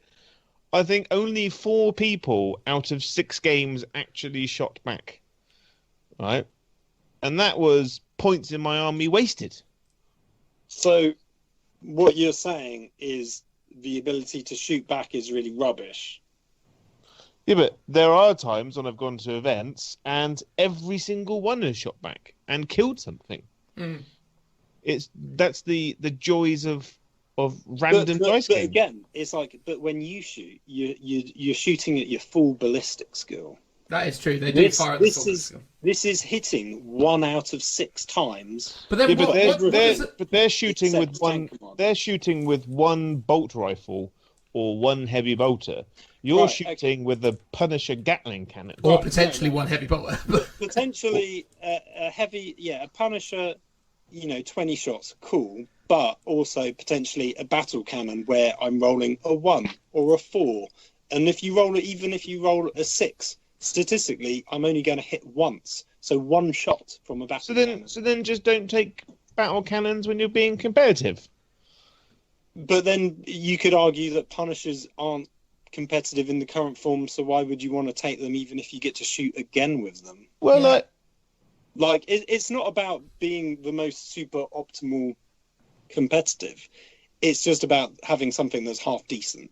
I think it's half decent. This currently is arguably worse than the 3 that I've read out, and there's still 3 more to read out. Do you remember when the Eldar Codex came out in 8th edition? I remember. Yeah. And it was not well received. Oh, for sure. I loved it. Everyone was like, "This is the worst codex ever." Games Workshop, you have murdered space elves. They are deader than dead. And then it turned out 2 months later that it was the most broken codex in the game. For sure. No. Yeah. So again, in context, and the thing is, this is because of the way Games Workshop has released it. It's like they've teased us with 1 rule with 0 context of the wider scheme. It's like it might come out and it might still be rubbish until the Astra Militarum Codex comes out in, say, 6 months' time, and then somehow it might be really amazing. But we don't know. I'm willing to give it the benefit of the doubt, but all I'm saying is the current rule is patently worse than the crappy old rules where we at least had some unique rules built into the data sheets and had access to some really interesting units. So, for example, but you've still got access to some interesting units. So, for example, the Centaur is by far a really, I think it's probably the best transport Guard have access to. Mm-hmm. And it's like I bought mine maybe 2 years ago from Forge World, brand new out of the box, and they've since been discontinued, and then they reappear again on the website. So I'm pretty sure within the last year you could still buy them, but now there's no rules for them. There's no support for a model that I bought 2 years ago. And that was one of the unique sort of flavorful units that Krieg had access to. Is that fun to lose in exchange for having a slightly more generic army with a bad ability? Where even if it's good, even if Cock Sacrifice is a really cool rule. Question though, Phil, are you losing it, or are you just losing it from match play? Yeah, because they're going to give you Legends rules for that, right? For sure. So yeah, I've got a Legends rule, and if I'm playing a friendly game with you, cool. I'm sure you wouldn't have a problem with it. No, not right? at all, mate. Absolutely not. If it's got official rules. But no the issue. majority of events we do together, we go up to Warhammer World and we're doing tournament-y stuff. Mm-hmm. They won't be allowed there. Right? No, that's true. So it's like, cool, I've got a bunch of units that I can occasionally play in casual games, but whenever we're hanging out together, I've effectively got to not take half my army, or not half an army. Yeah, but let's be honest. Warhammer World tables weren't flooded with Krieg armies or centaurs in general.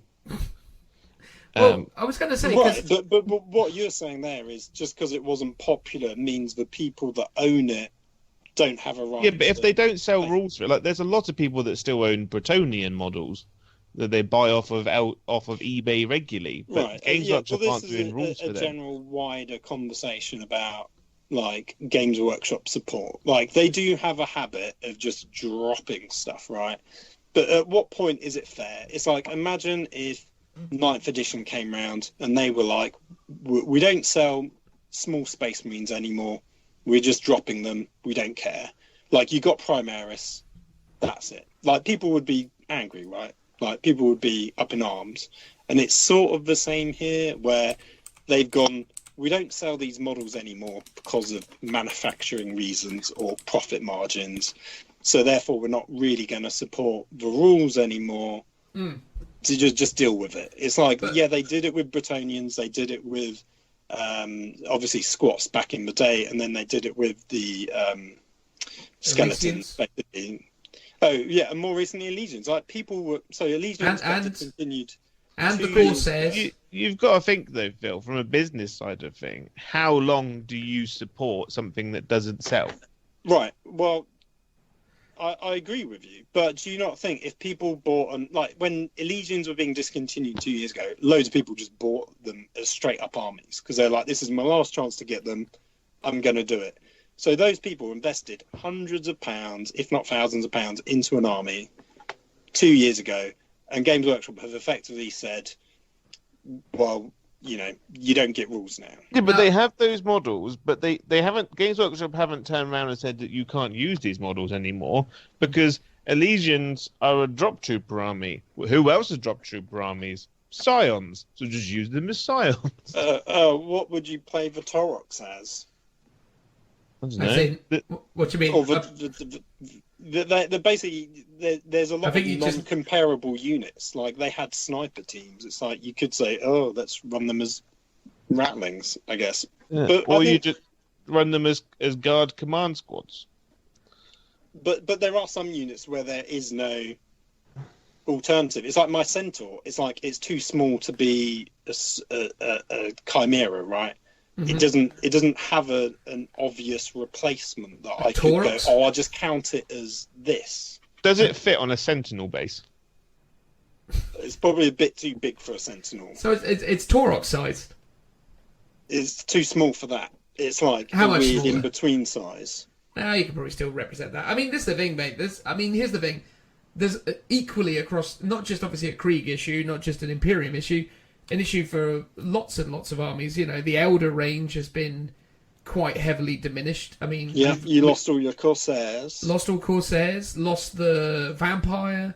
Lost, quite a lot of stuff actually. To be honest with you, in terms of the Elder range, the Phantom, I think it was the other one. That's gone now. Yeah. I think if they had supported them like one last time, like one last edition. Well, they did, and then they phased them out by 10th edition. I don't think they'd be. They did throughout all of 8th edition. Yeah, I was going to say in 8th edition they were there. I think this is the thing. But some of those units like Elysians only disappeared midway through 8th edition. But and I suppose this is the question, right? Do you feel genuinely that GW isn't supporting you by giving you Legends rules for a lot of these units, right? Because to me, I think it's fair that Games Workshop shouldn't have to constantly update, assess, evaluate this transport vehicle you're talking about that I've forgotten the name of now already, the Centaur. I don't think they should have to spend time balancing this thing and considering this thing for match play purposes when hardly anyone has it. And I think that's the thing. It's like you have to draw a line in the sand somewhere. And I think... Well, at that point, basically what Games Workshop is saying is, don't buy Forge World stuff, because as soon as it doesn't sell, we're going to drop support for it. Well, it's not just... Which it is. It's not just Forge World stuff, mate. They got rid of Tomb Kings. They got rid of... oh, yeah. You know, I can't run my Bone Singer in my Elder army anymore because the rules don't exist. I know a lot of people still own an Amiga. Like, are they still supporting those games, kind of thing? It's like, I think it's one of those, like, well, I think Games Workshop... what's the timing? If it was something that's 4 or 5 years old, I kind of get it, and I do get it. I don't think they should have to keep supporting stuff like some of the older units, like my heavy laser destroyer, the tank destroyer, for example. That's been out of production for like 5+ years. I got my one off of eBay second hand. It's like, cool, that doesn't have rules. I honestly don't care, because I knew it wasn't even in production when 8th edition started. But some things that have only been discontinued within the last year, like, I think that's pretty bad that they're not supporting those models with rules for the current edition. If you go think, why did they discontinue them? Well, the reason, so a lot of the time it's just due to a manufacturing thing. It's like, the Krieg line is really small and fiddly. The manufacturing process using silicone molds and casting is like a hand process. It's not automated. It is automated to an extent, but people are still coming in, opening up the molds, shaking the bits out, cutting them all off. It's like, and the problem is those silicone molds wear and tear, and once they've torn, they need to go back to the master molds and redo those molds. And sometimes the masters, which are like the original sculpted models, will be damaged. And at that point, they go, oh, like, we need a designer who originally made these models to come and fix them. We need to take them off sculpting the latest Primarch to come and repair this, squad that doesn't sell very well. Do we want to keep supporting it? Can we physically keep supporting it? I've heard from people who work at Forge World, and they've gone, like, it just, like, we don't know where they are. Like, we don't know where the original models are, because it was such a, not amateur, I guess. It was a very, it's not, even though it's a big corporate company, back in the day, 10 years ago, it was like the equivalent of a small startup where things probably just went missing because they didn't think about archiving those models for prosperity. So I think they're in this really awkward situation where, yes, they should support the line, but they probably find it quite physically difficult to support the line. Now, potentially, say the Centaur, like, it's a beautiful model, it's really cool. Maybe Games Workshop will be like, well, do you know what? We'll just turn this into plastic in, a year's time or 2 years' time, because we own the IP of it. We want to keep it. We can now produce this in plastic with current technology. So they might do that. I'm not saying the whole Krieg line are going to plastic. I don't think that would ever happen. But they would almost be silly to not take some of the Forge World vehicles and plastify them, because they've always been doing it. It's like the Vendetta, the Valkyrie, they were all Forge World, like, planes originally. Like, a lot of the vehicles were. So they could support it in the future by, it's not produced by Forge World anymore, but Games Workshop may one day produce it themselves. Like, that's the best way of getting around the problem of these models are popular. They're maybe not Space Marine popular, but people do want them. There's a demand for them, but the manufacturing process of resin models isn't really sustainable. And that, I think, is ultimately the problem. It's not done due to a popularity issue. It's done due to either physically it's impossible to recreate this model, or it's just not profitable for us to do it, so therefore we're just going to discontinue it. It is a question for you though, Phil, and to look at it from the other perspective, right? Say, for example, your Centaur was in here and it had great rules, right? I'm thinking to myself, cool, I want to get a Centaur. And I go on the Forge World website and I go, cool, where's the Centaur? Oh, it's discontinued. Oh, okay. But I really want it. Well, you can't have it. It doesn't exist anymore. Well, why have you... What? So how do I get one? Well, that problem existed when they did the index rules, right? Well, totally. A bunch of those all the rules from a lot of the stuff on Forge World has been discontinued. The thing is, some of them are transitorily discontinued. So the Gorgon discontinued for like 3 years. Like I got mine about 3 years ago, just before it got discontinued. It doesn't have rules in the new book, but it's been in production for about a year, like 10 months. So it's been back. It does exist. Some stuff disappears because it's out of production. Because a lot of these things aren't officially discontinued. A lot of them are, the molds are broken. We want to reproduce them, but we don't know when we get around to doing it. So it's a bit odd that for some stuff that they might go, yeah, cool, the Gorgon, we know we want to reproduce this model, that they then haven't written rules for it, knowing that it's only temporarily out of stock. Because that's effectively... But maybe Games Workshop have an insight that obviously you and I and Joe don't have, which is that they know that this is the last run of these, or this is going to have to eventually also go away.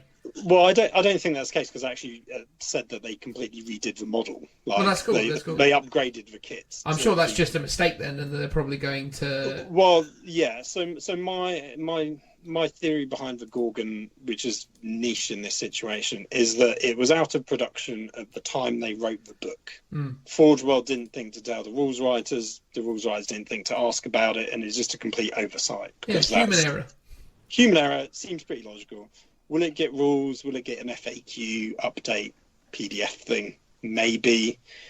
Maybe it's just going to Horus Heresy, because it is also a Horus Heresy model. So they might go, cool, we don't want it in 40k anymore. In which case, people, there's probably about half a dozen people that have said this on the Krieg group, that they bought that model, maybe one, maybe two, in the last year because Krieg could take it. It's like an iconic Krieg unit. It's like to say to someone who spent almost £200 on a model that, cool, you bought this in the last 6 months, you can't take it anymore. It's literally pointless. It's like, that's pretty harsh. And it's like, they could say it's Horus Heresy only. I hope they don't, because I think that's pretty unfair on the people that have bought it. Thing is, though, right, the Gorgon has points in Chapter Approved 2020, right? No, it didn't. It didn't. So it didn't even have points in Chapter Approved 2020. So in Chapter Approved, there was a sign that some stuff was getting discontinued or maybe becoming legends, right? Elysians, no points in Chapter Approved. The Commissar on horseback was the only proper Krieg unit that didn't have points. Okay. The Gorgon, though, was also one of the units that didn't have points. Fine. So, and I at the time was like, it's probably an oversight. It was discontinued probably at the time of writing, because these books get written years in advance. I mean, again, right, without wanting to sound ridiculous about it, it is understandable that when you're writing, as they say, 191 data sheets, that they could have very easily missed one. And if that happens to have been the Gorgon, then it happens to have been the Gorgon. That is what it is. But I think that's one of those scenarios, isn't it? So fine. So you don't have points in Chapter Approved 2020. You do obviously have a data sheet that existed in the old Forge World Index.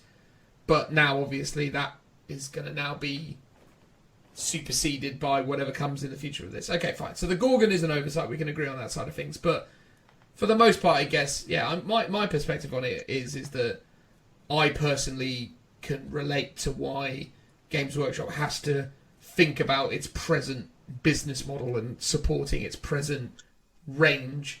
And I think, ultimately, I think anyone who is buying this Forge World stuff and has owned this Forge World stuff for a long time, much like all of us who have got our old Space Marine models, I accept that at some point these old Space Marine models may be discontinued and may, be put out to pasture. I get that, but things like the Space Marines, for example, have a replacement, like a one-to, not almost a one-to-one. It's like, yeah, old Space Marines, cool, you got Primaris. You could phase out the old stuff eventually and go, yeah, it's not too bad. In fact, you'll still have rules. You can just say they're Primaris. Some of these models just don't have that comparison. It's weird. It's like, on one hand, it's like Games Workshop, obviously, I get that they need to have as tight a rule set as humanly possible. They don't want to try and test absolutely everything, but then they're still happily, in that book you said there's like 170 odd data sheets. 191, 191. Is 10 or 20 more data sheets that really a bigger task? Not really. It's nothing to do with the size of the task. It's just to do with the fact that it got missed. I mean, again, it's human error, right? It can't. I mean, I would attribute one or two is human error, but there's some that I think they've just deliberately gone, we're not including, right? Because they made the business decision that they don't want to support models that they don't sell anymore. Like, yeah, totally. I get it. It's not very, doesn't encourage loyalty from your fans. It doesn't it's not a good feeling for fans of those models, either people that wanted them or have them and still currently play them because they have rules. It doesn't feel good when I said it in a previous episode. If the index rules were really good, if this book came out in 8th edition and was like a really cool last hurrah for all of those models, I wouldn't really care if they then got discontinued in 9th, because I would be like, yeah, cool, I had a good few years playing with these models. But the rules were so terrible in 8th edition, I didn't play them in 8th edition, because they were so much worse than the main codexes that came out afterwards.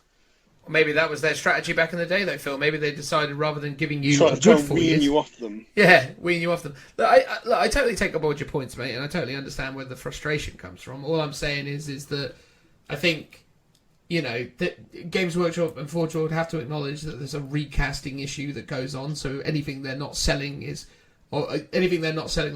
is being outsourced to Russia, China, wherever these recasters exist and do that side of things, and that's money out of Games Workshop's out of Games Workshop's business. Additionally, and I suppose this is an interesting point in and of itself, we don't know the full extent to what this book actually represents for the long-term aspirations around Forge World. For sure. For all we know, is this a one and done for the whole year, or for the whole edition? Will they give us updates as they go along?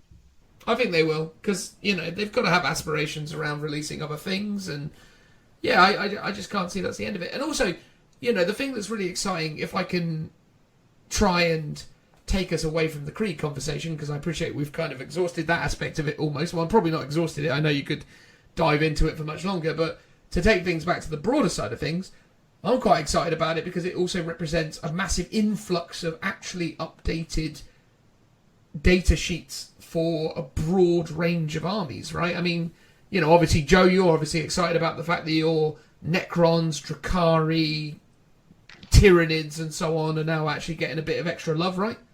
Oh god, yeah! I love the fact that, I've been collecting. I haven't bought a Reaper outright for my Drakari, but I've basically collected it in bits. Like I got a Raider, and then off from Paulie from the Real Space Raiders, I got the nose bit, and then from my old job, I managed to get the fin. So I'm finally at a stage where I can put it all together and make one. And now this book's coming out next week, so I'm going to call rules for that. I have always wanted, since it was released, up until the whole time at Drakari, I've always wanted a Tantalus, but the rules have been garbage. And I really hope the new rules for it are incredible, because then I'll just buy one immediately. And then I've got one. My Craft World aspirations is I really hope the Shadow Spectres have interesting rules, especially their Phoenix Lord, because their Phoenix Lord was always a little bit of a weird addition, but I love the idea of that Phoenix Lord being good, because he's a really nice looking mini, and I think the Shadow Spectres are a really cool idea and a concept, so yeah, I'm excited for that. Another one, very quickly, Phil. Yeah. Another one, for Space Marine players in general, apart from one vehicle, the Relic Contemptor Dreadnought, every other Forge World Space Marine tank has lost the Relic keyword. That's an interesting Just point. range. Yeah, they've also lost the Contemptor Mortis, but I'm guessing that's just going to be a weapon option for the Relic, A right? Contemptor, the Relic Contemptor Dreadnought could take 2 guns anyway.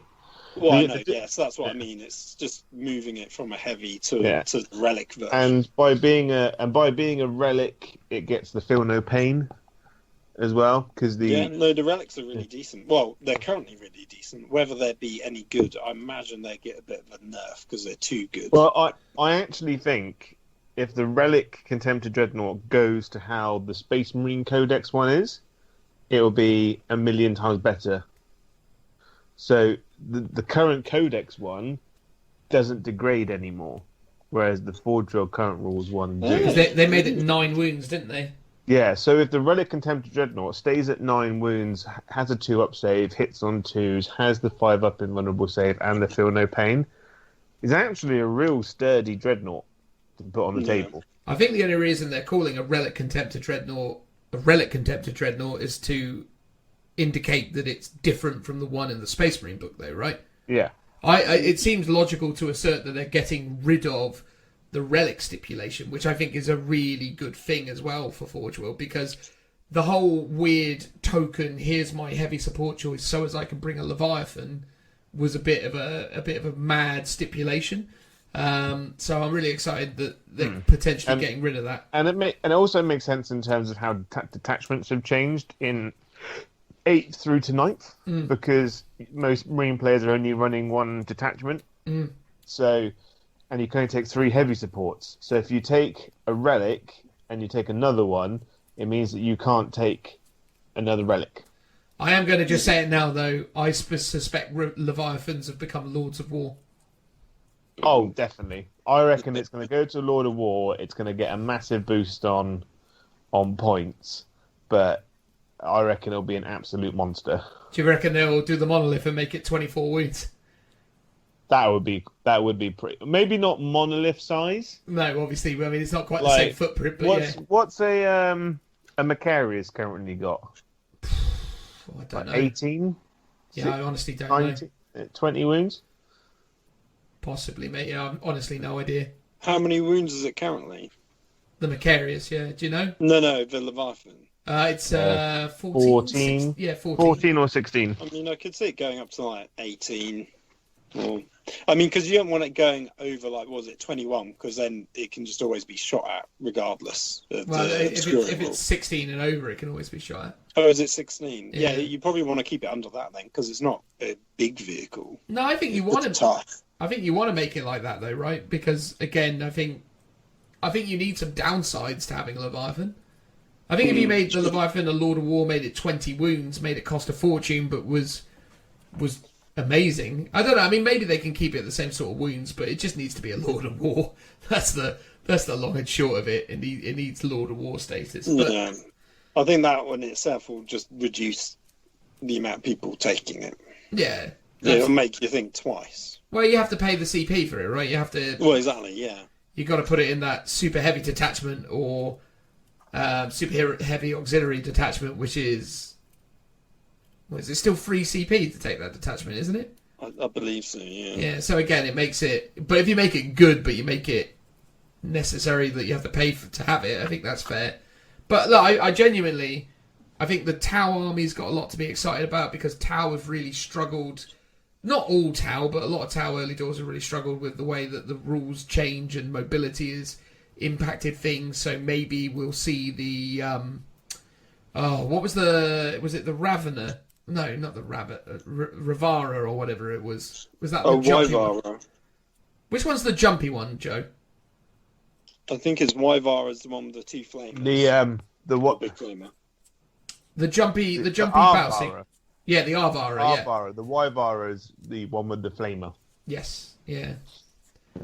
Well, either way, if adding things to that side of things could be super interesting. Yeah. I think the Orc range has got a lot of really great stuff in there. You got the Warboss. I am looking forward to seeing what the Grot Tank brings, because my dream of a Grot Tank army might become realised. After you melt your Krieg army. Exactly, yeah. I'll melt that down to make a new army of Grots. But they've brought back the War Boss on bike. They've got the knobs on bikes. They've got Mecha Dread, Squiggofs. Yeah, I think the only one they lost was the Chinook, which I saw a few people complaining about. But they don't sell it. They haven't sold the Chinook in blooming years. Well, exactly. Yeah, it's that thing of if a model hasn't been sold for like a good 4+ years, I don't mind it not having rules. I think that's totally fair. Like, cool. Although, so weirdly, I saw a lot of people complaining about the Badab War. Like, a lot of the characters from that obviously never had models. So they all like, where's our rules for my characters? They've gone. I think they needed to do away with a lot of that nonsense, though, because, again, there were so many weird Forge World characters stinking up the meta for a long time, especially in I don't think the They characters didn't really have caused the problem. It was the big things that caused the problems are the ones still causing problems. It's the Leviathans and Contemptors. Like, some of the relic tanks were also problematic early doors in 8th. But you've got to think, Phil. Like when someone turns at the table and is like, "Oh, I've got this Space Marine character. Oh, who's he? Oh, he's this one from that Forge World book. You know the one. So, what's his model look like? Oh, he doesn't have a model. So why but Forge World make specialist models for this game, but they don't make a specialist model for it. So it might as well just be some made up rules you get off the internet kind of thing. Well, it certainly feels like that. There was that Salamander Apothecary, wasn't there? That was just ridiculous. And or at least for a while. Yeah, it was... and the Raptors guy who got infiltrated, and there was Alpha Legion one that gave you free command points and was an absolute close combat monster. And it's like, wasn't that Alpha Legion guy, or was it a Night Lords guy? It was the Alpha Legion guy that was like the sort of fulcrum to the possessed bomb, wasn't he? Yeah, and it's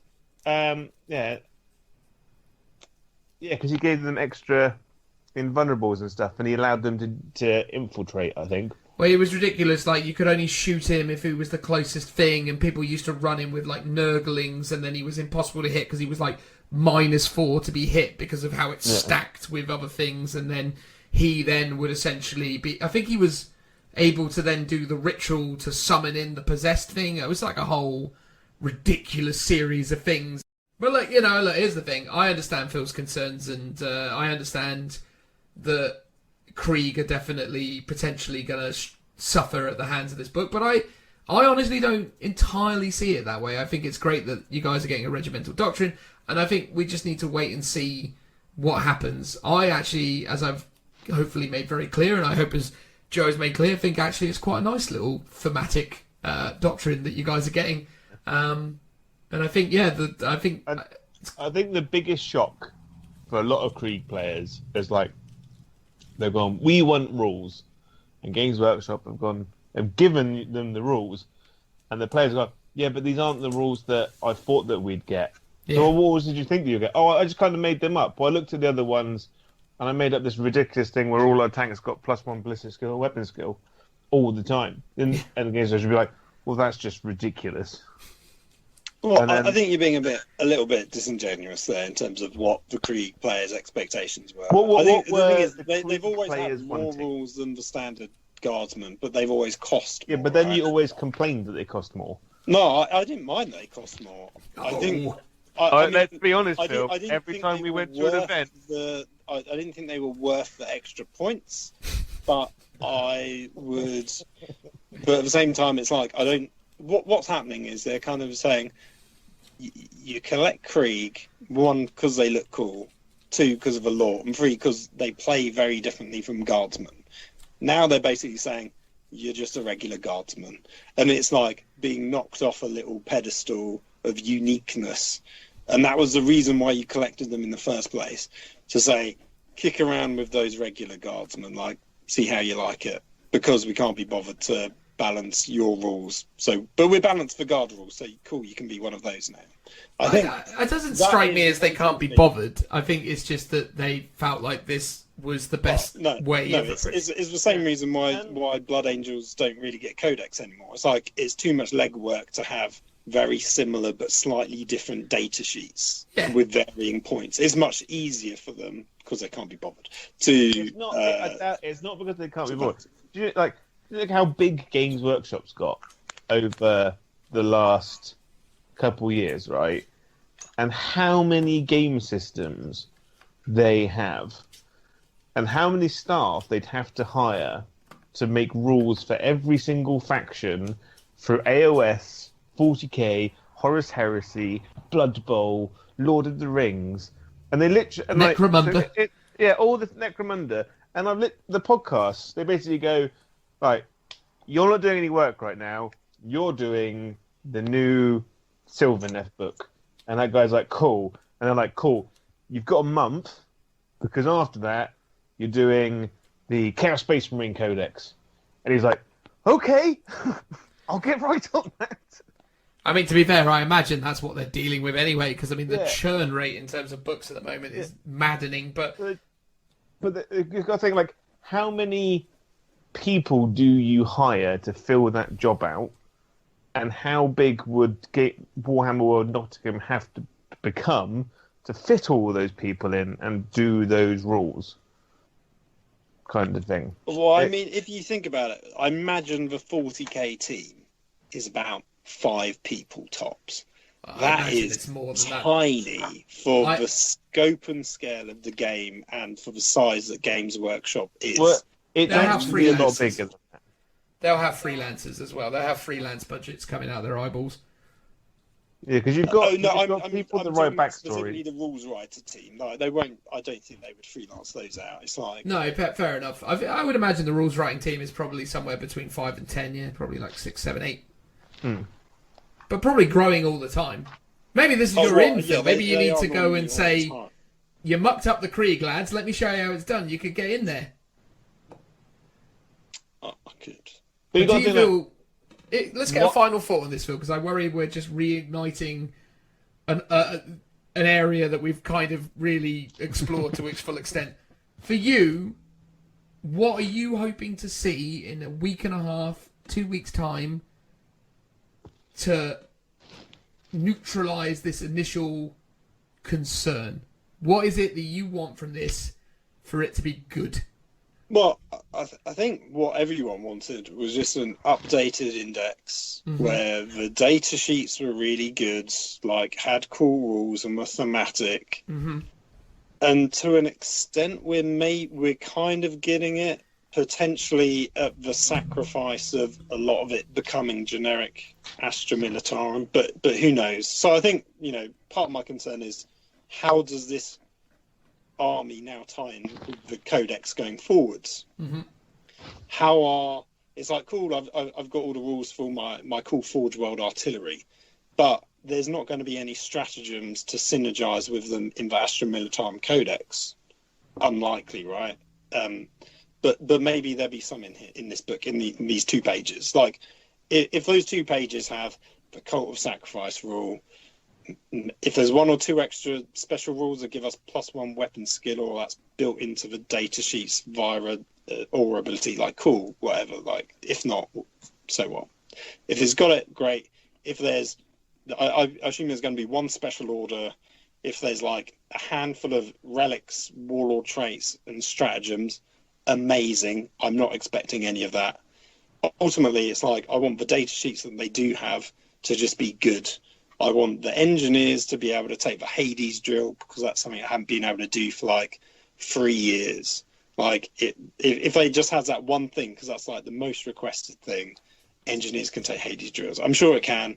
If it will, great. If the Death Riders are great, cool. Like, I want the units that they have got left to be really interesting and have good rules. I don't want to read it and go, oh, why would I ever take these in a competitive game? Fair enough. Like, it's not that I need to be competitive, but we do competitive games from time to time. So absolutely. So you want You want just a handful of stratagems that will allow you to give some added flavour to some of your specialist units. Yeah, and even the non-specialist units, like the generic Forge World units for Astra Militarum, I just want them to be good. Like, they don't have to be broken. They don't have to be the top meta. I just want them to be a valid choice when I'm building an army. But here's the thing: what I would say to you though is, what have you seen from the Space Marine book and the Necron book as our only initial benchmark that concerns you that they won't give you that?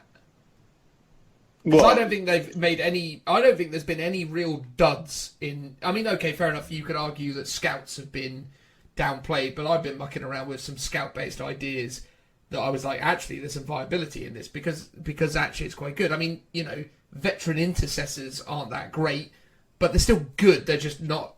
They're just maybe not worth the points. I think my hesitation is two things. One, the index wasn't great, but that was the Forge World team.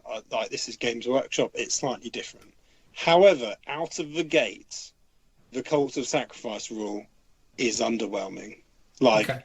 the Guard army, the Guard group on Facebook, all hate it. The Astra Militarum group, all hate it. The competitive Astra Militarum group, all hate it. Like, they've all gone, like. But do you not feel like that's just you not just feel like that's just the zeitgeist and the general kind of like. It could be, but I think out the gate, in isolation of what we've been shown, it's not like. I mean, I don't want it to be Iron Hands wow when we first saw that, but if it was like, oh cool, like that's cool, like awesome, but it wasn't, and that wasn't just me. That was generally everyone. So that's why I think I'd be a bit. I mean, I'm willing to give them the benefit of the doubt. Like I said, I'm a bit grumpy. I'm a bit grumpy, but I'm not super salty. Right?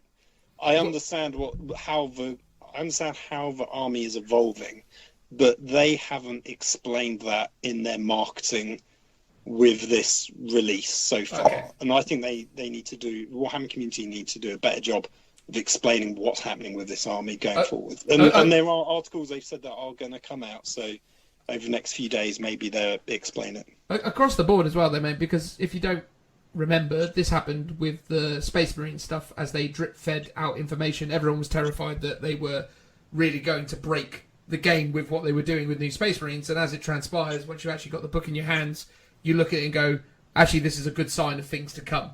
It's only really the indexes the supplements that kind of bring issues to the Marine book. Yeah. I think the concern is that, like, Games Workshop have always had like a weird relationship with Forge World, right? They're part of the same company, but they're separate. They deliberately distance themselves from Forge World, and like this book is not part of a Games Workshop release. It's coming out on the Forge World website. It's not been integrated into the codexes for obvious reasons. I sort of get it, but that's my only thing that makes me go, they don't want to make these rules good because they don't want to have to, because Forge World's renowned for always being accused of being too good, pay for play, stuff like that. So I could understand it if they made them deliberately average, which so far with the Cult of Sacrifice rule is what they've done. Fair enough. Joe, do you want to get a final thought on all this? Because it feels like it's been mostly a Phil segment up to this point. You got any final thoughts? I'm going to start a Krieg army. You're going to start it, are you? Because... You're going to prove me wrong. Essentially, to prove Phil wrong. But my dreams of making a flamer-based guard army are now going to be way more efficient as Krieg. Wait, so you think this rule is better than your custom regiment traits that you picked out before with all the flame stuff? Yeah. Because you still get to go and re-look at them. Nah, because the Psychic Awakening stuff will eventually go away, so I'm future-proofing my army by just going straight up Forge World. Just running 18 Sentinels. Admittedly, that gives up bring it down for days, but you're literally just running around flaming everything to death. And even when you die, you get to shoot them. You get a free shot, a little spiteful kick.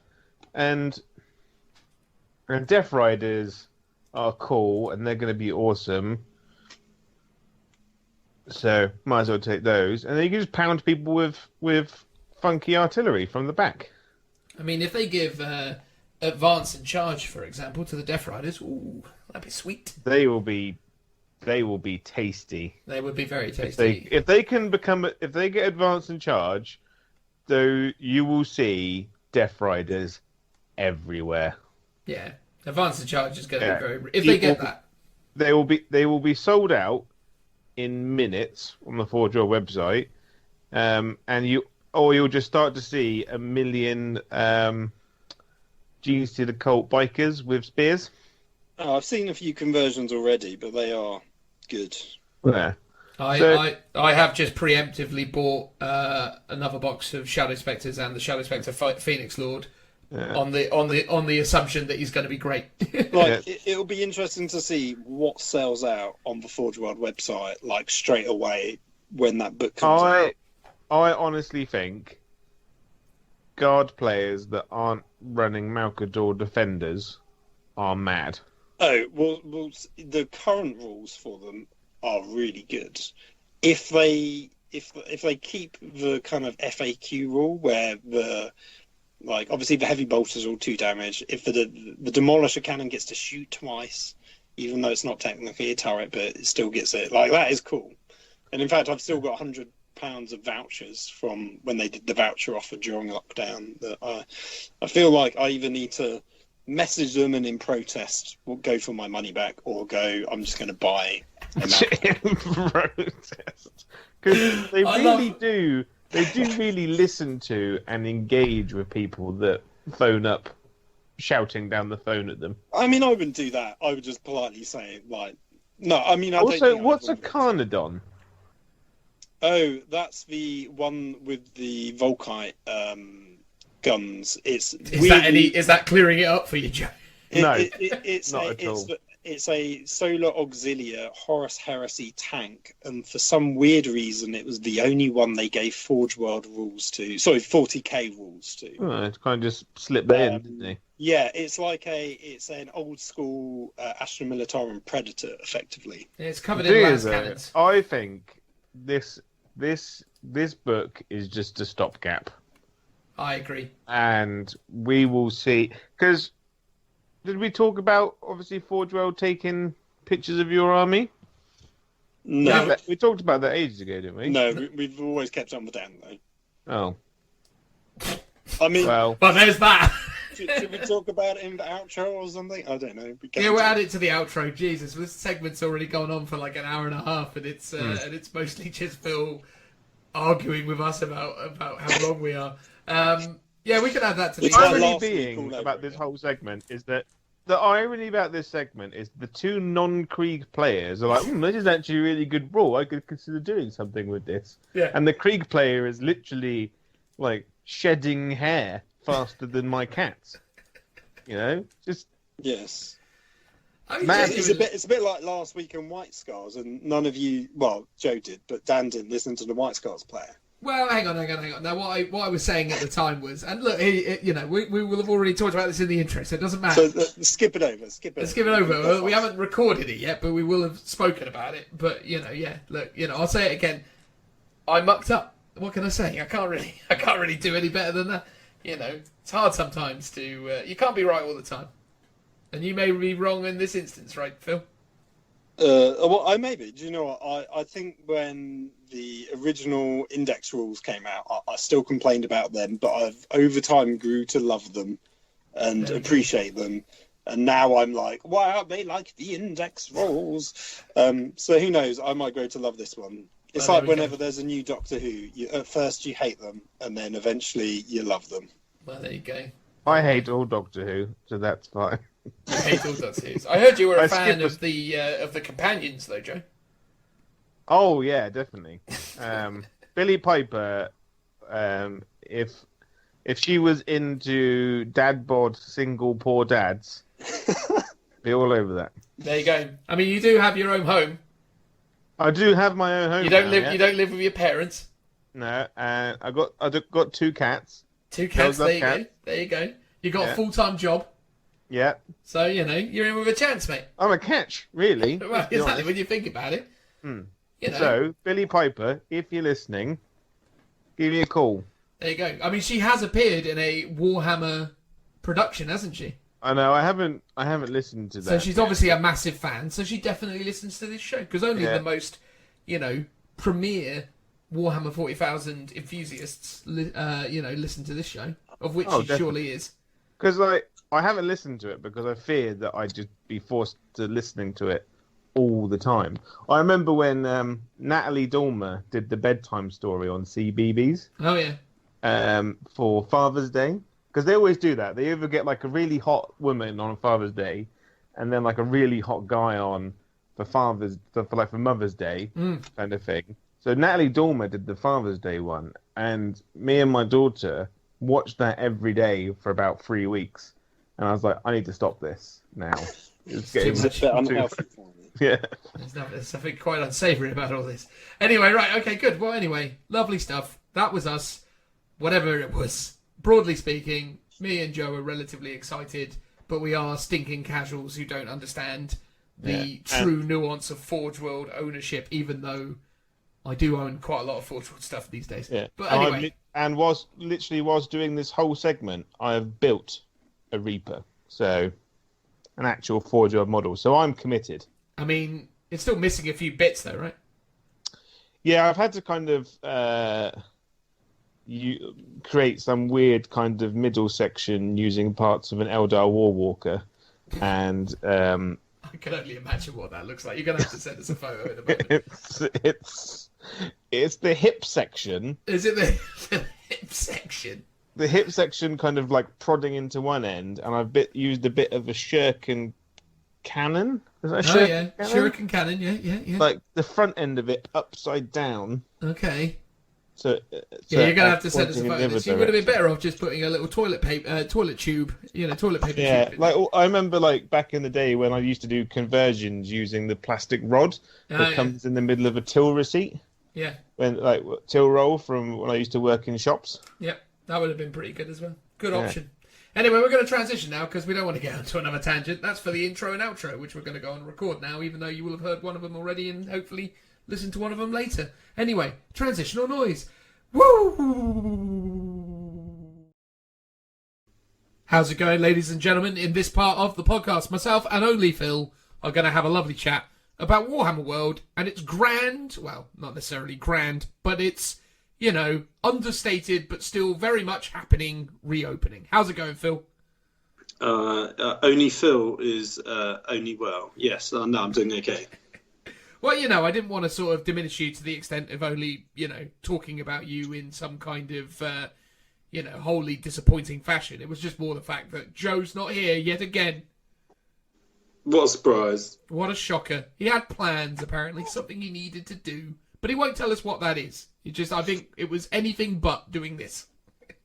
He's probably in bed fast asleep, like a sensible person. Exactly. We need to move on from this, though, because everyone's sick and tired of us having a little bit of a jab at Joe every time he doesn't turn up. But then maybe some people out there really enjoy it. So, damn that Joe. He's a naughty boy. Moving along. So, Warhammer World, as many of our long-time listeners will know and understand, is something that myself and Phil, and Joe, if he was here, and Richie, if he was here, and Tim, if he was here, and Sean, not that he's ever actually appeared, really like and or enjoy. We began our blossoming friendship collectively as the Lookout Sir Collective through our, enjoyment of getting together at Warhammer World and playing in events together and going as a group. That was a big part of our kind of initial, friendship loop, if you will. And lo and behold, quite randomly out of the blue, despite the fact that Nottingham is quite highly ranked within the UK's comprehensive, but at the same time utterly bewildering, COVID rating system, they've decided that despite that, now is the time to open up the facilities once more. So Phil, can you give us a bit of a rundown of what it is that they have done and what you can now apparently do at Warhammer World? Oh, well, the shops are open, so you can go to the shops and you can buy stuff. I believe they already have been open for a while. They were open for a fair old while. Everything else was closed. The gaming hall is open. Normally it is rammed table to table, sort of back to back. It's a bit of a squash to get around. Hundreds of tables as far as the eye can see, and now there's like 5. Like they're really spaced out. There's more than 5, obviously, but they're very far spaced out. There's like 3 to a row of the width of the room, which is a hall, so it's quite big. In the photo that we have, if you were to look on the Warhammer Community website, there's it's about 11 that you can spot, maybe. So there's probably a few more than that. There's probably about 15. Say they haven't exactly said how many, but 15 tables, not a huge amount. Nice, socially spaced out. You can go if you're in the same household to play, or in a social bubble. You can do that, but otherwise you're not really meant to, be gaming with your mates that you don't live with. You've got to book in advance so you can go, and you can go to Bugman's Bar to eat food. But again, you've got to book in advance if you want to do that. You can go around the exhibition centre, so you can see all the displays.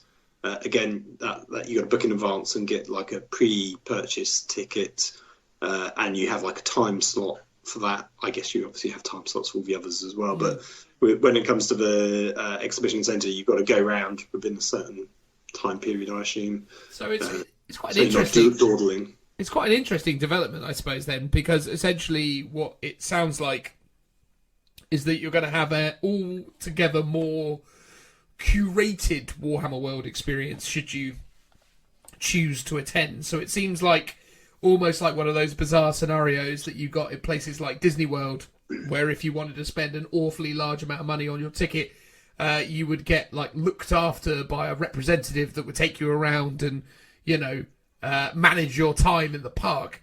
It feels like that seemingly is what you're kind of doing here, where you can kind of allot your 2-3 hour gaming slot, and then you can align that with your, time in the exhibition, and ultimately you can also then align that with your lunch break, as it were. So you could build quite a nicely structured, quite lovely day out still, albeit... Yeah. I mean, if you're going for a full day and you could get up there quite early, you could probably squeeze in a game in the morning, book your lunch out, go around the exhibition centre, and then have another game in the afternoon potentially. If you were somehow in Nottingham from the morning. However, I've got to really say this: it's not really for people that live outside of Nottingham. It's aimed at the people that live in Nottingham that use this as their regular venue, I think, more than anything. Do you think obviously so? Because it felt like there was so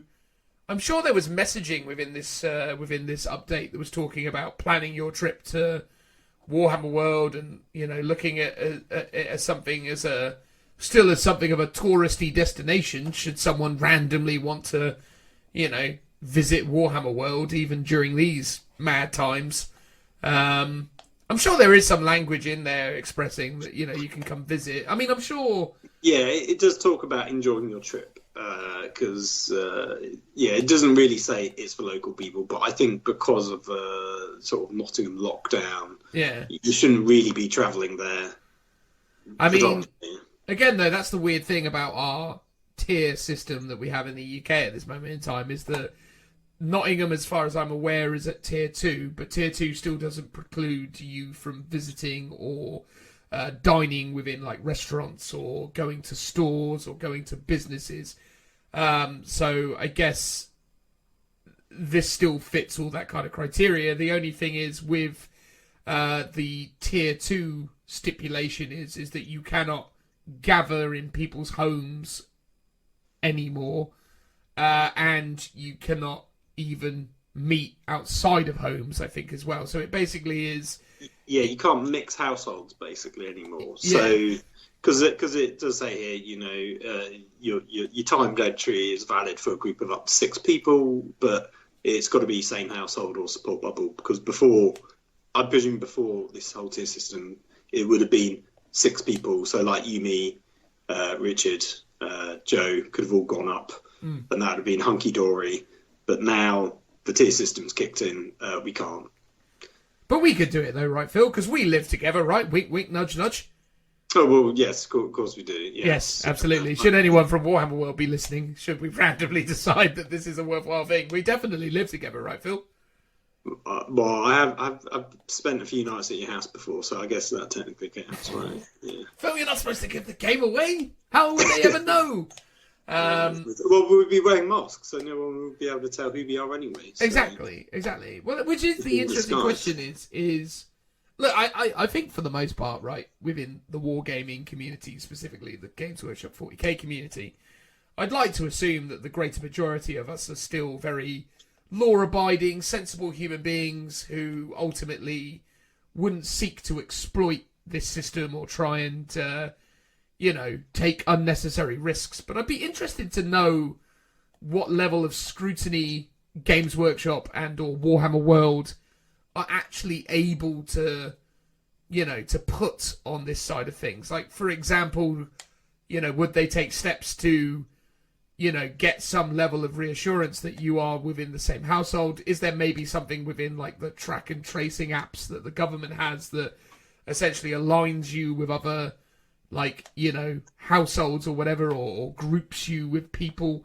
I don't know, it's just interesting. I mean, potentially they could say, oh, you've got to bring a proof of address with you, like, a bit of post with your name on it. Quite easy to do. Yeah, but most people only have, most people only have post delivered to them for, like most households. Like, I mean, based on that criteria, I don't think me and my wife, who do obviously live together, could prove we live in the same household, because everything's addressed to me because I do all the bills.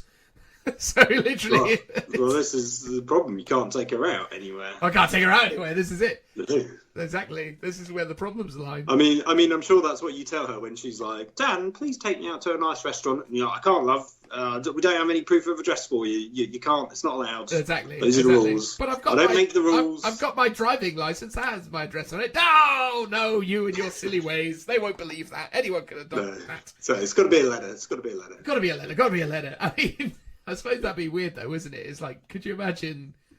I mean, what I always love is I imagine it being kind of done in the way that the Warhammer World event staff normally try and tackle any kind of like rules disputes. So they would just look in the rule book or roll the dice. Well, no, they don't even do that. They just sort of, when there's a legitimate dispute between two players that look at the rule book doesn't resolve, the Warhammer World event staff's, tactic for resolving issues is to stand and look blankly at the two with a bit of a sort of, disapproving kind of glance while kind of like, putting their hands on their face going, while all this sort of stuff works out. So I wonder if that would be the way that they would do it. They would be like, if you've got some proof of address, and then just proceed to just be like, as you sort of fumble in the social awkwardness of it all. I don't think they do anything like that, because they haven't said that in the article, and I think I presume no place is doing that. But if people were taking the mick a bit, then maybe they would start to make that as a prerequisite. If they genuinely thought people clearly weren't from households, from the same household, then maybe they would start asking for some kind of proof. It is interesting, though, isn't it? Because you and I had that discussion where I was like, maybe, just maybe, Phil, we should just go up there together and enjoy a day of Warhammer World. Because, I mean, don't get me wrong, Phil. I would really love to go and do a Warhammer World trip in this day and age, as it were. It's been, a long old time since I've been up there. And I am getting a bit of the old cold turkey at the moment. It is something that... Getting the jitters. I am, man. I am. Like, this is something, you got to think, like, on any average year, you, me, and the rest of the guys would go up to Warhammer World at least 5 or 6 times a year, right? We would go once every couple months, either for a tournament or just to go up there and hang out. Yeah, I would say 2 or 3 definitely minimum. 5 or 6, I think, is the top end that we'd normally do. But yeah, that is sort of... Somewhere in between that is the average of I say, man, the last couple, I'd say the last few years, I'd say 5 or 6 times has been our average, mate. As much as it's a terrifying statistic to throw out. Of course, yeah. Maybe it is. Maybe I'm just pretending. Yeah, that's what I tell my girlfriend. Oh, I only go up a couple of times. Oh yeah, just a couple of times. What's that? Proof of address? No, you haven't got any. Move on. But you seem to be able to pull it off with someone you actually don't live with. Yeah, well that's oh dear. Anyway. Sorry, I'm just dropping things. Yeah, I mean, if you did go up, let's say we did, and let's say it was we were allowed prior to the tiering system, because it's just bad timing. Like if they had announced this like a month ago, we could have all gone up and it would have been fine. But it wouldn't be the same experience. It would be very different. Like it's not particularly open to the public. It's to go. You've really got to book in advance to go to the gaming hall, the Bugman's or the exhibition centre. Obviously, I guess you could just go around the store, but I don't think they're particularly encouraging people to come. They're so there won't be just people milling around. I guess you probably wouldn't even see that many staff members there, because I presume they're still all working from home. So it's not like you're going to... the retail store staff. I mean, they've got to have them... Oh, well, the retail staff, yeah. But, I mean, it's not like you're going to see Jez just chilling out at the pub like you normally do, or the other faces that you recognise. And maybe you will, Phil. Maybe you will. Maybe they just can't stay away. Maybe they're so desperate they'll just be loitering around, getting that Bugman's triple X or quadruple X, whatever it is, beer. That they need. Well, exactly. Which obviously we clearly need as well, because we're, debating defying the law by travelling up there together and so on and so forth. I mean, if anyone who's in law enforcement is listening to this, we're not really doing it, obviously. No, we're just exploring. We haven't actually done the it. Options. Yeah, exactly. I don't really want a £200 fine for not doing what I'm told. Well, exactly. I mean, you could afford a £200 fine, couldn't you, Phil? I've got better things. That's a lot of models if you think about it. Well, that's true. Things I spend £200 on. That's one squad of Krieg right there that I could have had. Exactly. What a treat. I mean, I think what's super interesting about Warhammer World's reopening though as well, and Games Workshop throughout this whole kind of COVID scenario is obviously Games Workshop has been doing very, very well financially during this whole lockdown experience, COVID situation, so on and so forth, and it's interesting, isn't it? Because you wonder if, like, the guys at Warhammer World and the reopening of Warhammer World is tied to retail targets, or whether there's some kind of need for them to get people back into stores working, just to give their staff something to do to help them mentally, I would imagine. Because I could imagine Games Workshop are the sort of great company that they would be like with their retail staff, certainly like places like Warhammer World and the events team. They're not going to get rid of those people because they just wouldn't do that. But not everyone's going to be contributing to the community team day in, day out. So it's one of those weird scenarios where, like, you probably had a lot of people who've been used to going into Warhammer World every day and doing their jobs who are probably struggling a lot with their mental health and struggling a lot with the adjustment. So I'm curious whether this is something that has been done to try and help those people kind of. I mean, I imagine it's trying to get everything up and running. Obviously, there's some financial element to it, but I really doubt it. It's probably more because they know the local community needs a gaming space. So and they've got the perfect one for creating like a socially distanced gaming environment. So they probably feel like they're doing the kind of local community a bit of a favour by reopening back up.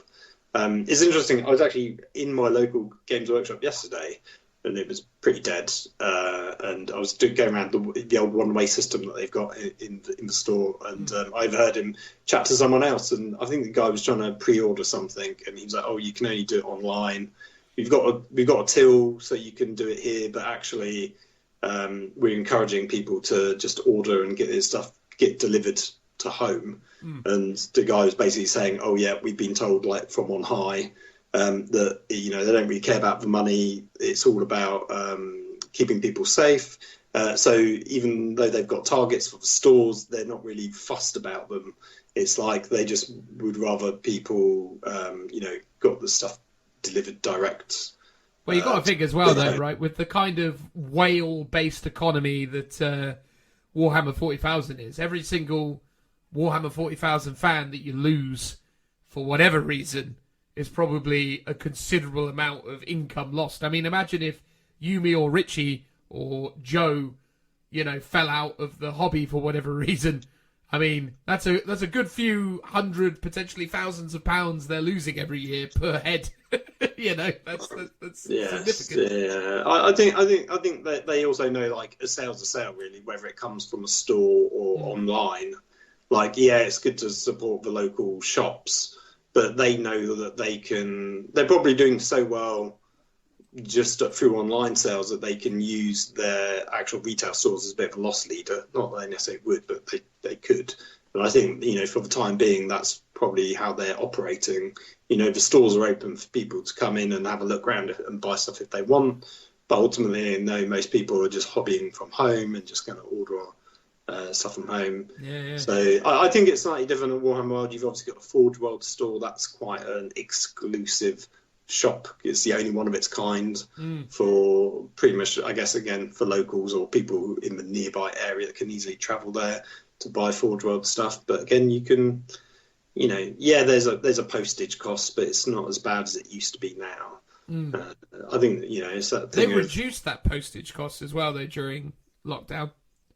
Oh, did they? Yeah, they reduced the threshold, so I think it's now for Forge World orders over.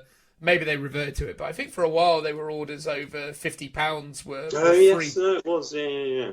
I guess there's that thing of the majority of Warhammer World, Warhammer hobbyists probably don't even get to go to Warhammer World because they don't live in the UK or they don't live in a nearby part of the UK. Yeah, sorry, it's free delivery over £75 now. Yeah, because it used to be 100, wasn't it? Oh, it used to be like 150, 200 quid at one point, but 200, like a long time ago. Yeah. But yeah, no, man, I think, again, it's really interesting. And again, the quote that they put at the bottom of the article, I'm not sure who gave this quote. I assume it was some kind of like, director or something, but someone from the Warhammer World team. We're excited to reopen the doors to the rest of the Warhammer World, joining the entire store team in welcoming you to the home of Warhammer hobby. It's weirdly structured, but I'll carry on.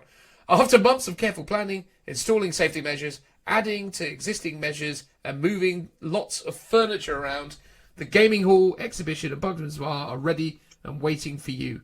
It's been a strange time for all of us, and it still is. But honestly, seeing your happy faces is why we do our jobs.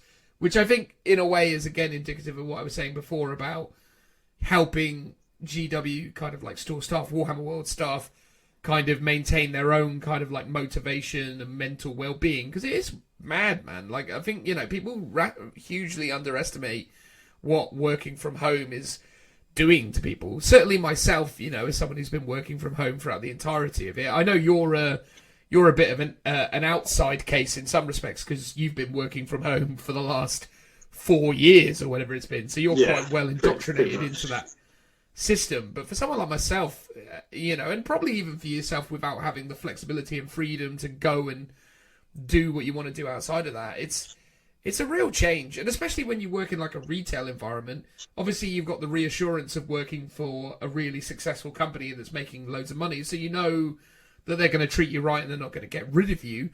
But I couldn't imagine sitting in my home as a Warhammer World employee for the last 6 months with nothing to do. Could you imagine that? Well, you probably would have something to do. You've got lots of Games Workshop models to build and paint. Oh, totally. But you got to think, like, I mean, Can we? I was going to say, can we say one thing they haven't been doing in that time? What's that? They haven't been updating the scenery at Warhammer World. So like, you had one job you could have done in those few months of lockdown. Do some new terrain, update it. But no, if you look at the photo, they're still using a lot of the old, really old sector. I can't remember. Cities of Death. Cities of Death stuff. Yeah. Well, look, I think one of the interesting things, though, as well about the tables is the fact that obviously they've created these unique gaming mats that obviously have got a lot of people talking. A lot of people have been talking about these unique gaming mats that they've created. Interestingly, the thing I find funny about these gaming mats is they're a bit of an oddity because they're actually 6x4 gaming mats, so 6 foot by 4 foot gaming mats that then have a 60 by 44 inch gaming space, outlined, and then obviously it facilitates like a side table area where you're able to place your dice tray and other bits and pieces. So it's an interesting dynamic because on the one hand, a lot of people have been talking about, will Games Workshop sell these? Will these become an official product? But then I find it quite interesting because if Games Workshop were to start selling these, wouldn't it kind of spit in the face of everything that they were saying about creating these, these 60 by 44 inch gaming tables for people? Because obviously, if what you're actually acknowledging is yes, you can play on a 60 by 44 gaming table, but really, ideally, you still need the sideboard and the area for rolling dice and all this other stuff. So really, even though we've changed the size of the game, realistically, we still want you to be playing on 6x4 tables. We've just accounted for a sideboard now. I don't know. It's an interesting... No, I think this is specifically for Warhammer World. Like I said, they have 6x4 tables. So, they could have just put on, a, 60 by 44 table, and that would have been absolutely fine. But then you see the ugly underside of the table. That's true. And they probably gone, well, that's not doable. So we're going to have to sort something out for that. I think it's interesting though, isn't it? Because you are right in as much as obviously if they've got those 6x4 tables that everything's been built around historically, the idea of then just going, cool, so what we're actually going to do is we're going to create a nice custom design which will complement the tables that we own already. And then I think what's also interesting about that is potentially what this means long term, and I'm talking 2-3 years in the future, Warhammer World events when, hopefully those return, and obviously optimistically that won't be 2-3 years in the future, that'll be a year in the future. I hope to be, going back to a Warhammer World tournament sometime in 2021. I'm very hopeful that will be our reality. But it's interesting because actually this is a very promising sign for what that could potentially mean, because potentially we could be in a situation where, that will come along, and actually we'll be in a situation where we'll have, sideboards and space between tables where we can put our stuff. Because one of the most consistent complaints I think all of us have had about Warhammer World over the years, bar the fact that it is the home of Games Workshop, it is a very cramped space to play games in. So I think, I mean, we've done one event that did a sideboard, and I think that was because it was specifically like a team event maybe, so there was like a weird thing they had to do with the tables. But yeah, for whatever reason, we got a sideboard before, and I absolutely loved it because it was a nice space, put your books on, have your models on, and you don't have to, like, as soon as a squad's been destroyed, you don't need to shove them on a tray that's like resting on your stool that's under the table, and you got your bags under there as well, and there's like no space for anything really. So I mean, I've never seen models fall over as much as I've seen them at Warhammer World. Like Warhammer World is at a tournament weekend at Warhammer World, it is at least a once a weekend occurrence that someone's entire army gets smashed off a table because everything is so cramped, and the amount of humanity that was in there when they were running these things at max capacity, especially when you were playing doubles tournaments. I mean, doubles tournaments had 120 teams, so that was 240 people in the building. Yeah, Plus and you're pretty much guests. like back to back against people. There's long rows, so if you've got to get to a certain table, you've got to go past like 3 or 4 other tables that you've got to like squeeze past. It just gets a bit unpleasant sometimes. It's like super hot as well if your aircon's not on. You're not underneath the aircon. I think what's really interesting about this, and something that could potentially be good about the whole thing when we come back out of, lockdown and all this other stuff is, hopefully when Games Workshop Warhammer World starts reopening its doors to tournaments, that they will space it out more, because I feel like the thing was getting a bit ridiculous with Warhammer World with the way they were running their events, because not only were they cramming you in there, they were still trying to make space for people coming in to play games casually. So they would, they would sell. I mean, this is the thing, right? If you think that a doubles weekend ticket is what, 80 quid for a doubles weekend ticket on average, 90 quid? Yeah, something like that. It was either 40 or 50 quid per person. So let's say 80 quid for the sake of argument, right? So there's 120 teams. 80 quid a head, so they made £9,600 when they sold that thing out, right? £9,600. Yeah, obviously a bit of that's going to go on for catering, because of course. your lunch included as well. But I'm just talking like gross. Yeah, profit, right? I mean, they're real money makers. I think that's why they've grown so much over the years. Oh, totally. But £9,600. So let's say, ballpark estimate there, they made that £9,600. Maybe it's only £9,000. Boo-hoo. But the point is they've made like £9,000 on this event, right? And they can't even stop themselves from adding in other areas. It should be if it's a tournament weekend, it should just be a case of there's no other gaming this weekend. It's a tournament.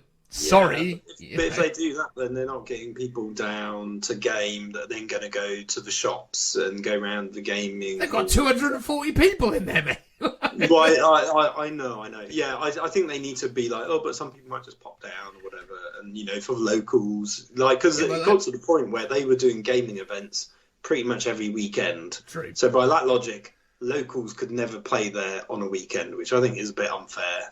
But I also share your concern. I honestly just think they just had too many. They were saying too many tables. You don't need to run 100 team events there or whatever it might be. That was a bit mad. You could have halved that number. It would still be a really good event. But it'd just be a bit more chilled. There'd be a lot more space. There's still space for the casual players or for friends and family or whoever to come down and do games. You don't have to book out the whole hall just for one tournament. No, indeed. But anyway, look, I mean, regardless of that, I think this is a promising sign for what that means. But it is an interesting scenario that they've created this thing. And I have seen a lot of appetite from the community about picking up and purchasing these mats. I think people are this is going to be... I think if they didn't do them I think 6x4, they might sell just because they've got the design already. But I think they'd more likely just sell the, 44x60, and they'd be the popular size because that's probably what most people want. I don't have a table that could do a 6x4. Mm-hmm. I've still got to measure it. I do have a table that probably will fit a regular, the small size on. So yeah, I can see lots of people just picking them up, and they could easily their designers are some of the best, are the best. The Blood Bowl pitches are all fantastic designs. So I imagine that even the ones that they've done, because remember they did those weird square-sized ones with the weird mats that you've got to iron to get them flat. Yeah. Those ones, the designs on them are all really good. The designs for the kill team boards and the ones that you'll get now with their new sets, new terrain sets, they're all really good. So if they just do them on nice neoprene mats or something, it's odd. It's they pretty much have a finger in every pie when it comes to part of the hobby. But mats is one thing they've never really bothered with. And maybe it's a storage and supply thing. They know that they've got the foldable boards that they do with their terrain now. Maybe that's how they go. Well, that's all we do. We do these ones, and if you want 40 4x60, you've got to collect 3 of these terrain box sets to get. But I don't know. Well, you raised an interesting point there, though, Phil, right? Because what Games Workshop has established as a range for retail is a series of standard sizes. So packaging scales from certain sizes, but it's all built around the same kind of similarly to the way that they've built their terrain. You get a single board, and then you add three more boards, and you get to the board sizes and all the rest of it. Their packaging system is the same in so much as that's how they kind of work it that way. And maybe, just maybe, that was another reason why they went down the route they went down, because ultimately that's how big their packaging can be. Therefore, they have to work with divisibles based on their packaging. Well, I think they pretty much said that in one of their podcasts. Probably did. Pete Foley was saying it might be to an extent to do with the sizes of the tables, but it's predominantly how big you can make something fit in a box. Yeah. So that's what dictates the size of it. I mean, I wouldn't be surprised if the 60 by 44, if that's what it is the exact same size as like a Blood Bowl board, for example. Totally.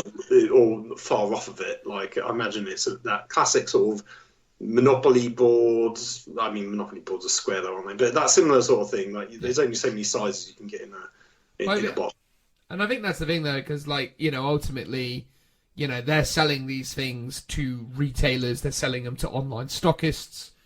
They've got to come up with, packaging and transport solutions, which is where, obviously, the mats become a problem. Because I've bought a few... Because they are big and heavy, once they're rolled up.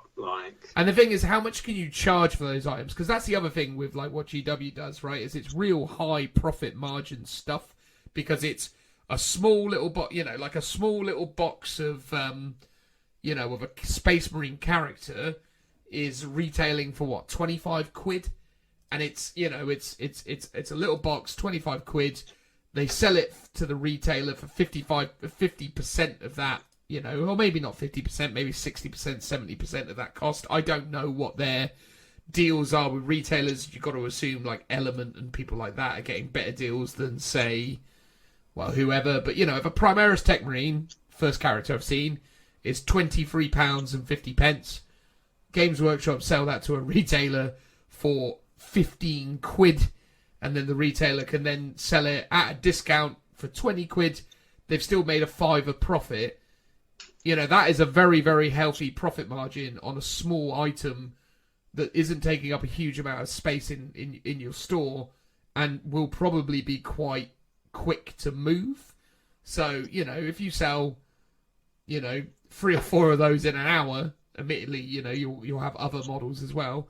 That's a good kind of churn. That's a nice, happy scenario for people. Whereas if you're saying, oh, here's a mat, and because of what it is, it's not really a massive profit margin, and it's humongous, and it weighs a ton, and it's going to take up a massive amount of space in your store, I suppose, it's a different scenario. So I'm not surprised they haven't gone down the mat route yet. Yeah, I mean, it's weird. Like, let's have a look. So if you look at the Realm of Battle Moonbase Classius, I think it's called, which I don't think is 60 by 44, but it comes with a bit of terrain.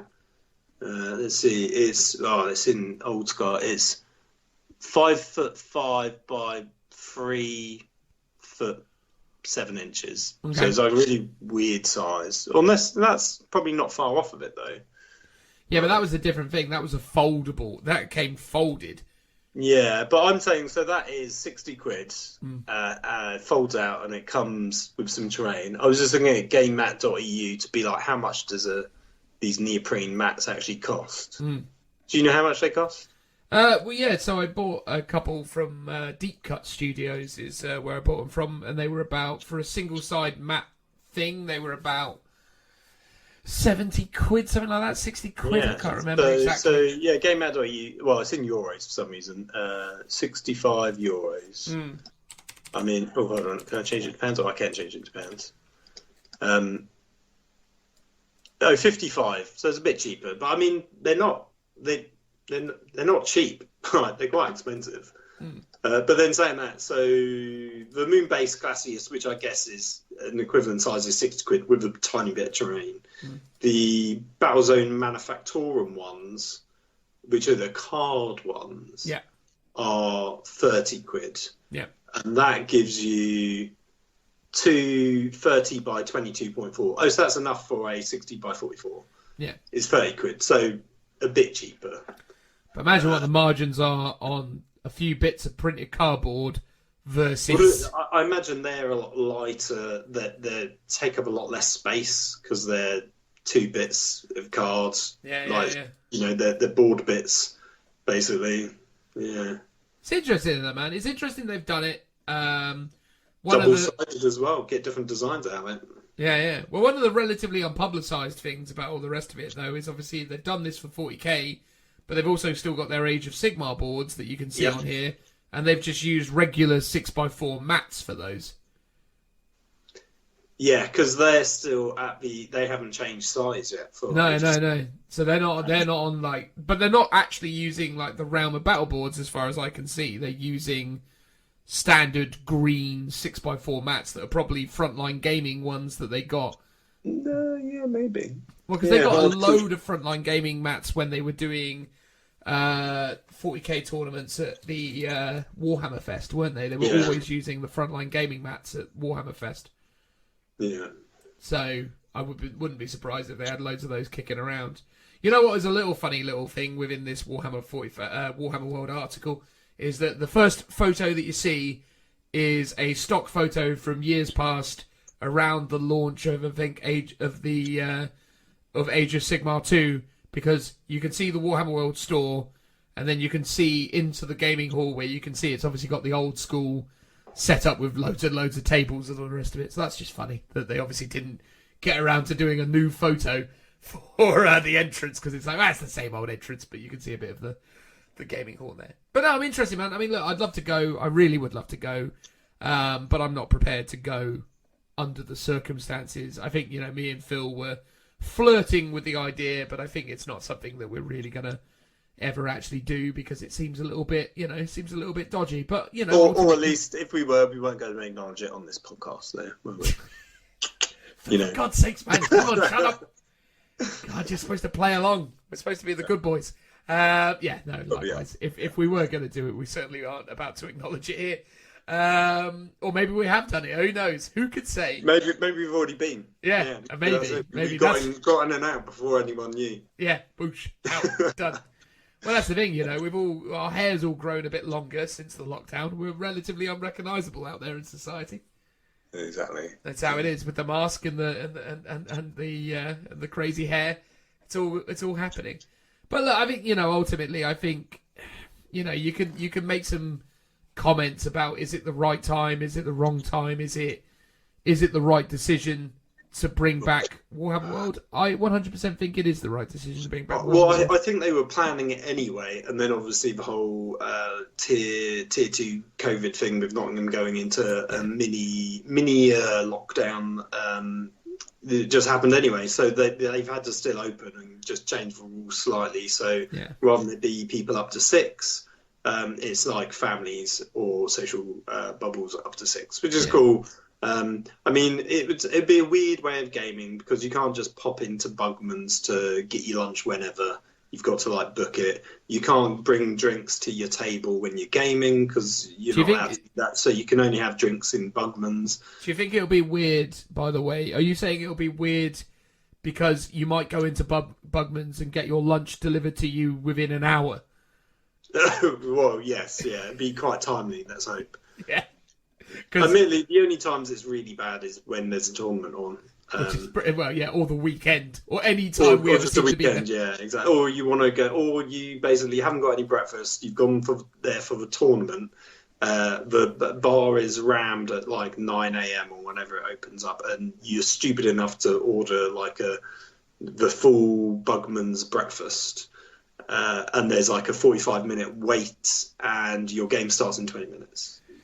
It's a great system. You don't want that to happen. It's a surefire system for success.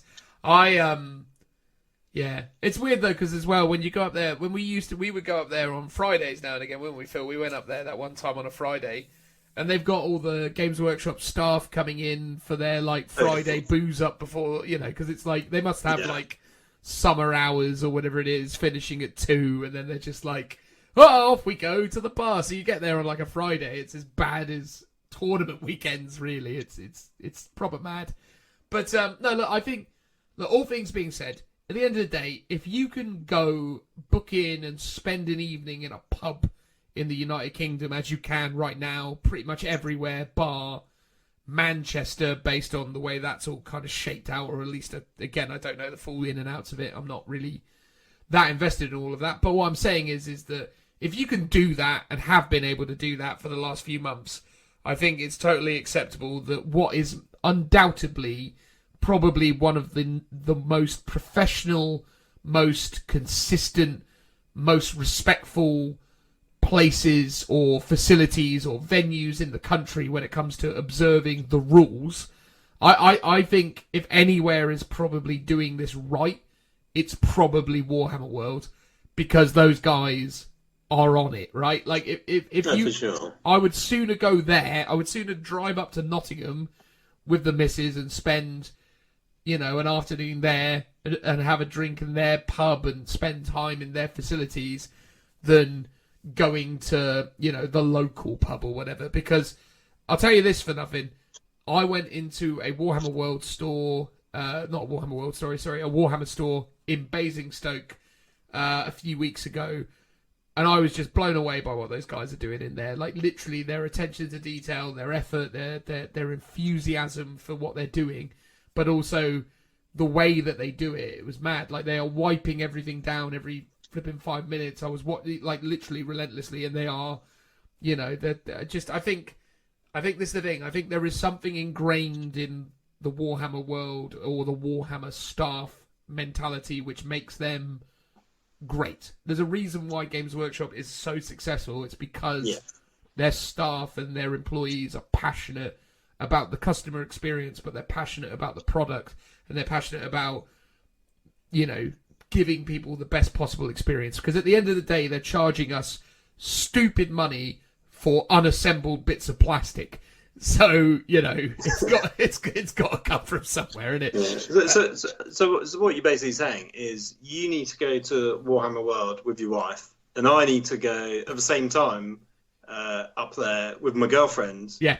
Obviously, I'm just going to play her a table, not too far away from where you're playing a game with your wife, so we can have a bit of chit chat while we're also hobbying. That'd be quite funny, in a wouldn't it? perfectly legal way. So, like, my wife could bring, like, the identical army to what you've got, and vice versa, and then we could just have them sort of perform, like, a weird token.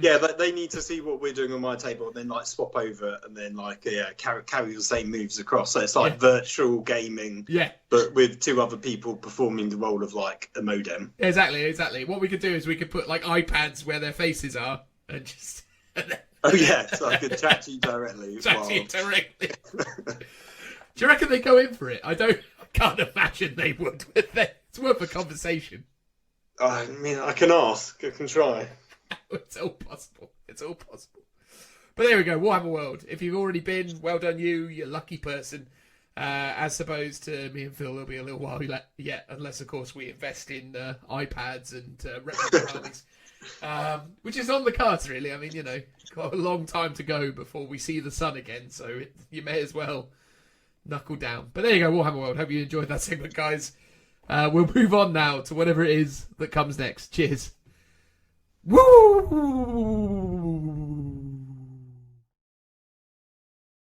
Welcome back, everybody. In the second of me and Phil's filler segments, we're going to talk about something quite random. It was born out of the fact that I was playing games of Warhammer 40,000 today with Andy, Army of Paints Taylor, and Pistol Pete Taylor, his brother. And I got to thinking, why is it, Phil, you think that some people just roll terribly? I mean, you yourself, Phil, have been a man who has, in the past, been tarred with the brush of poor rolling prowess. And why do you feel like that is? It's hard to put my finger on it, because I have had times where I've just rolled absolutely terribly for a really long period of time.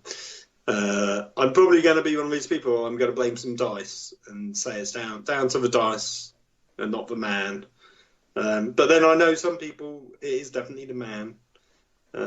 Well, because, I mean, long-time fan and or listener of the show, Toke, had a series of instances, didn't he, when attending No Retreat with you in 2019, where people had gone so far as to buy him brand new dice, and he still couldn't roll to save his life. No, he got bought 2 sets of brand new dice because the first set he was still rolling so terribly. Someone else bought him another set, and I still don't think it helped him. And then they just gave up at that point.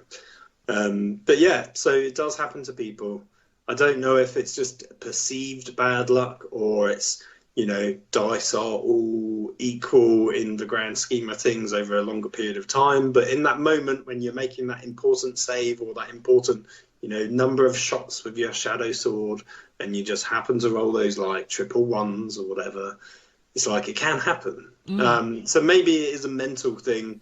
You notice the bad rolls more than the good rolls, for sure. Because it's a curiosity thing for me at this point, because legitimately there are people I've known and played against who are bad rollers and consistently roll badly.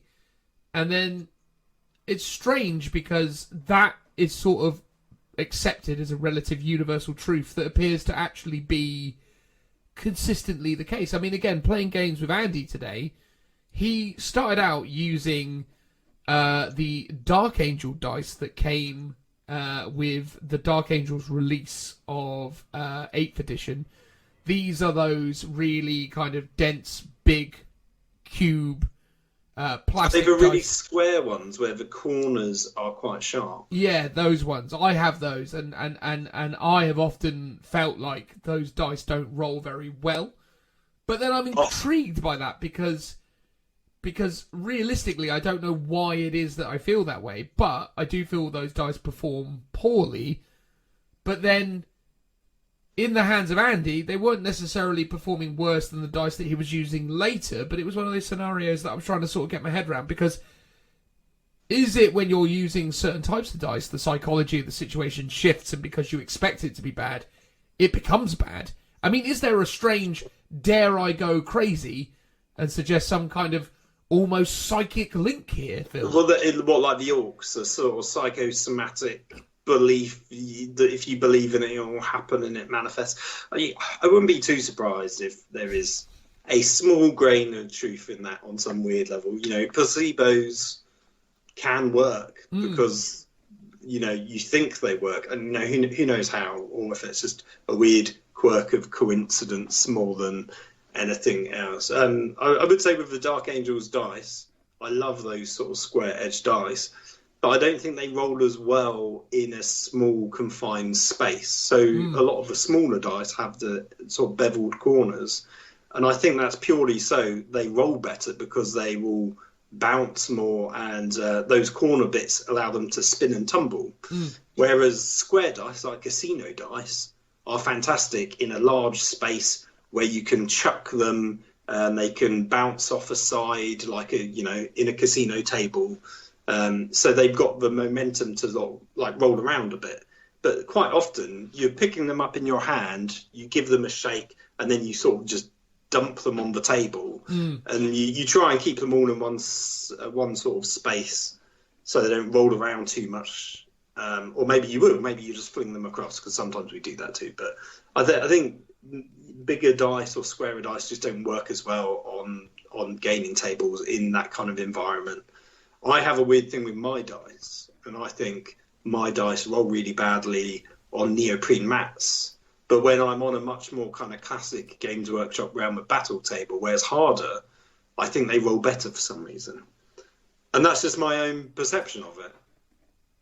But is that perception based on actual fact, or is it something that, again, because I suppose they just seem to, every time I'm on a neoprene mat, they bounce around more, and they seem to roll worse for it.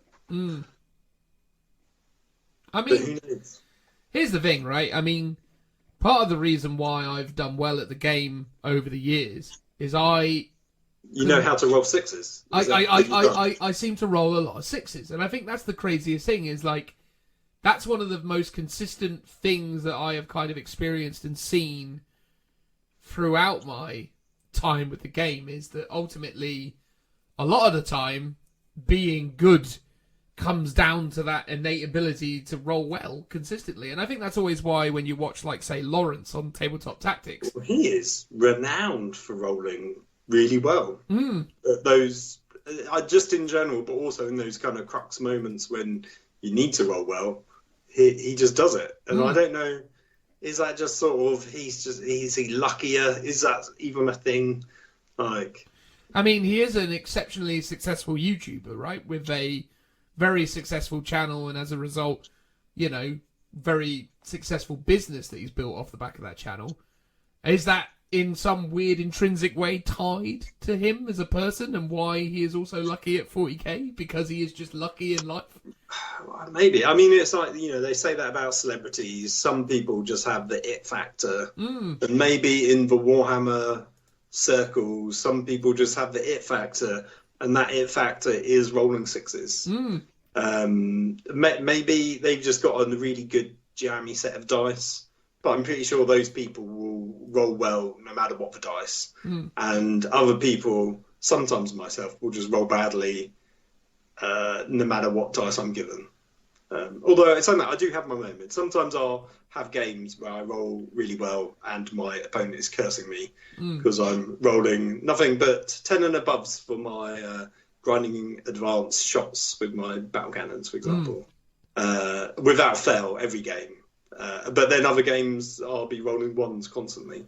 Because one of the things I find interesting with myself, right, is when I become relatively despondent to a game because I've lost a certain element of it, and I'm not suggesting that I'm, you know, being a brat or anything at this point, but when I know it's kind of game over and I'm in the final throes of it, and, you know, you always sort of see it where, like, in the final moments of the games where you know you're losing, you do that thing where you start just throwing dice and going, all right, yeah, well, that's going to guaranteed kill it, I'll roll the one, and then poof, there it is. Like, the ones and twos start just coming out more and more and more, almost like you've lost your mojo, and in that moment you feel like everything is going to go against you, and it's a weird psychological shift, but I genuinely feel it in my, you know, in my being, in my soul, and it genuinely manifests itself on the tabletop. Like, I am in situations, in games, where I am losing, and because I am losing, and I know it's a lost cause, the dice respond, or at least it feels like it responds, and I appreciate this is obviously a subjective scenario, but it's interesting to me, because I've seen that stuff happen in my own games, where I've gone, cool, I'm sort of checked out now, I know I'm losing, and then the dice almost do me a favour and go, don't worry, Dan, I got you back, and then we'll just, you know, they get the game over quicker, you know, it's like, yeah, dead, go home. So I don't know, It does feel like it, like you, if you can will it, you can make it happen. And if you're not feeling confident in your dice rolls, then you'll roll poorly. And I don't know. I mean, it just must be. It isn't really. That isn't really what's happening, but that's just what it feels like is happening. Because it's interesting, isn't it? Right? Because I think, as much as anything as well, a lot of the times the people I see who roll poorly are also people who don't have a lot of confidence in their armies, or don't have a lot of confidence in their in the scenario. So maybe it is just indicative of the fact that they're putting themselves in difficult situations, or not optimizing their situations as well. So maybe it's a case of, you know, when we're playing Sean and he's rolling poorly, is that just because he doesn't know what he should be rolling against, or what he should be focusing on, or what his attention should be leaning towards? So he's creating... Well, yeah, I mean, it could even be the fact that, you know, he's not gamed it to give himself a ton of rerolls, and therefore, yeah, you roll badly in that first set of rolls, but someone who's got a chapter master nearby would historically be rerolling all those dice. So you're gaming the odds via your ability to list build and play the game better, potentially, especially with Space Marines. Now that's less of an issue now because they've, you know, reduced the number of rerolls and stuff. But, you know, those sort of ways of, you know, plus ones or minus ones to your opponent, ways of stacking the dice, can have an effect on the dice rolls. Not because of the rolls are better, but just because of the end result becomes better. I think that's it, isn't it? As much as anything else, it can possibly be down to the fact that you're just not putting yourself in advantageous positions. But I just think that interesting, man. I mean, it was definitely one of those things that I didn't necessarily feel like today when I was playing with Andy, that he was making any real mistakes or doing anything really terrible. It's just that his dice were against him. Like, you know, every time he needed to roll something that mattered, he rolled a 1. It was always just like, you know, it's always like, well, it's a 1. It was like, oh, okay, of course it is. So we were doing this really janky, like, free player system, which was based off of a free player rule set that Games Workshop put out in the 4th edition Warhammer 40,000 Codex. And I sort of built it around that. So the idea is that if you go first in one battle round, you have to go third in the preceding battle round, and that your opponents that went second and third in that prior battle round roll off to see who goes first in the subsequent battle round, essentially. So I go first turn 1, I go third turn 2. Andy goes for second. Well, this is a poor example because he lost all his rolls. Pete goes second round 1. Andy goes third round 1. They roll off. Andy loses to Pete. Pete goes first. But what I was seeing was every one of those rolls, every one of them, he lost every one of them. Every time he rolled it, 1. And it was like, this is unbelievable. Like, all he's doing is rolling 1s when it matters. And it's like, it's just mad. All I was trying to get my head around is there something extra there? Or is that just the way it goes? And are we just attaching a lot of, like, you know, pageantry and ceremony to something that's utterly random? Or is there a way that your mental attitude and your general kind of approach to these things actually has an influence? Because when Lawrence rolls those dice, he in some weird way is willing them to do something extraordinary, and it becomes reality all more often than not when it comes to him.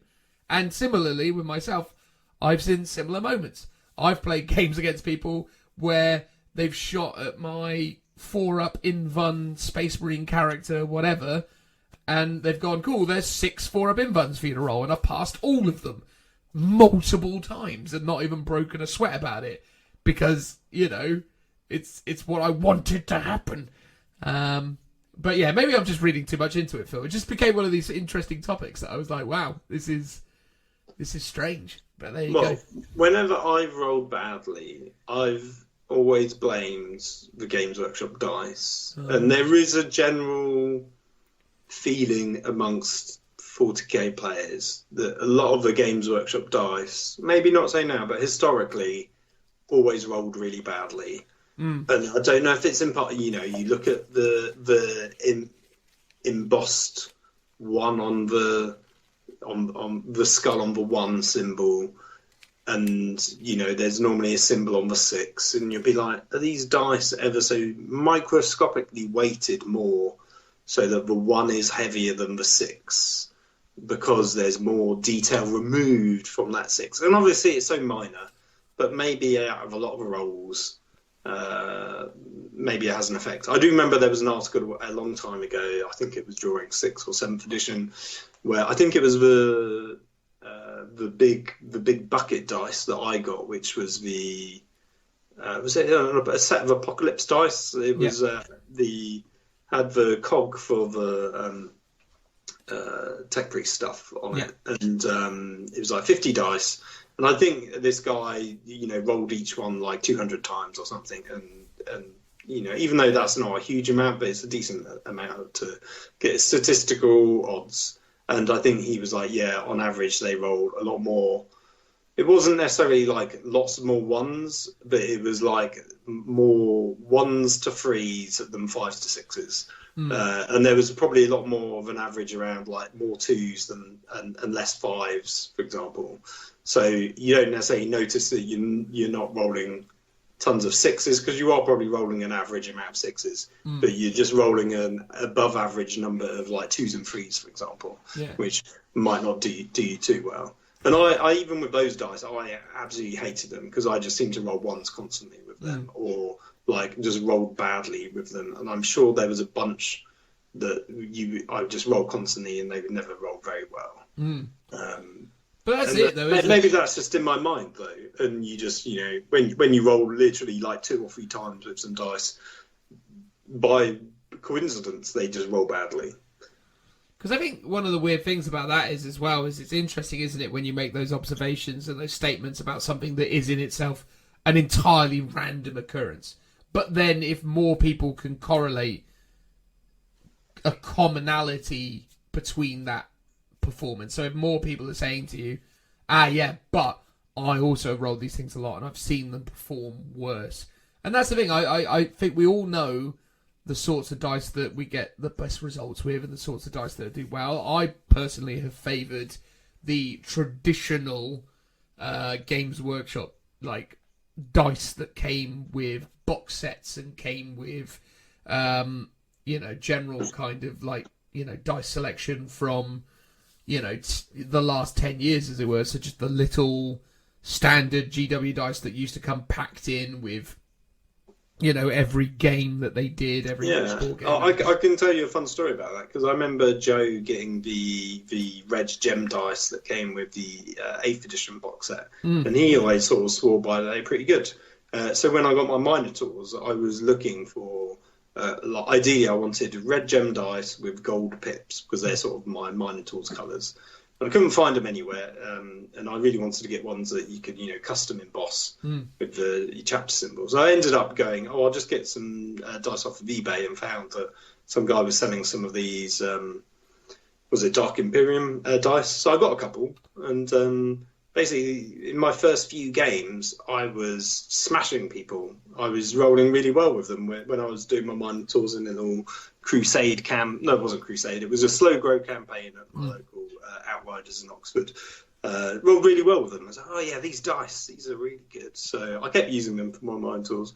And then I think one time, it was when the new edition came out, and we played some games. You came up to Oxford, and we did some in our local one, like local store. And I rolled terribly with them, to the point where I gave up using them. And I was like, I'll just go back to my old dice, which were like some generic Chessex dice, which always seem to be very hit and miss. Like I roll either very good or very bad with those dice. There's no sort of average in those. But then again, that's just my belief in those dice. Whether that's actually the case or not, I don't know.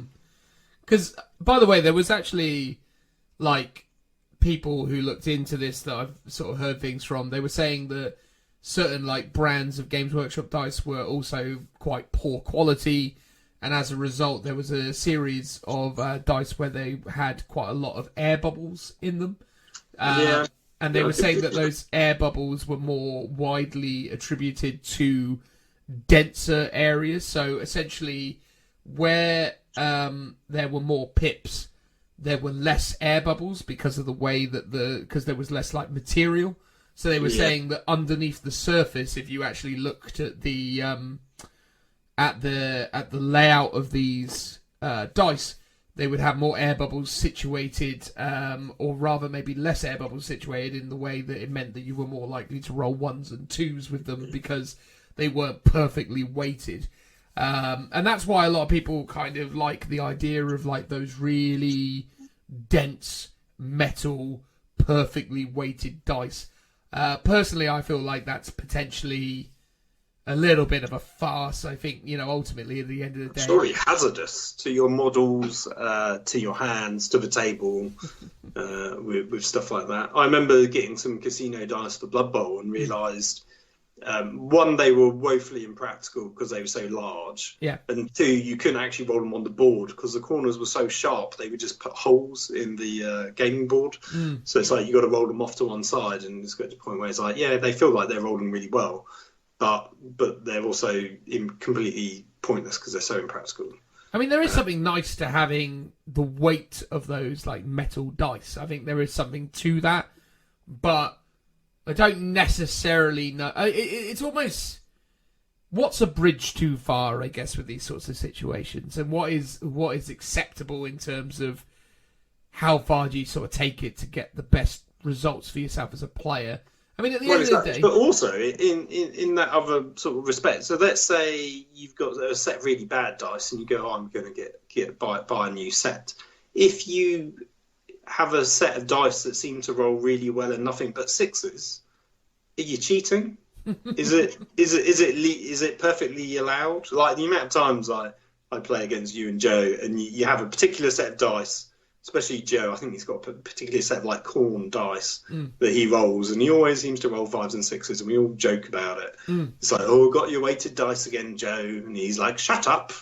But it's that thing, is like, if you're not cheating, you've bought an official pack of dice, but maybe they are inherently weighted in a very microscopic way that makes them roll better. Are you technically cheating if you think they roll really well? Well, potentially. Or are they just a lucky pair of dice? Who knows, man? I mean, that's the thing, isn't it? I suppose it comes down to whether or not if you and your opponent want to use the same dice the whole game through or whatever, which normally isn't the case. That would always solve it. Like, just go, we're going to share dice. Do you know what? It speeds up the game so much as well, because it's like, you roll to wound, great, I'll just pick up your dice and I'll roll those to save. I don't have to count out dice separately and stuff. But I know some people are pretty funny about rolling each other's dice. Oh, yeah. Well, especially in these times, it's just like a... Well, yeah, even now.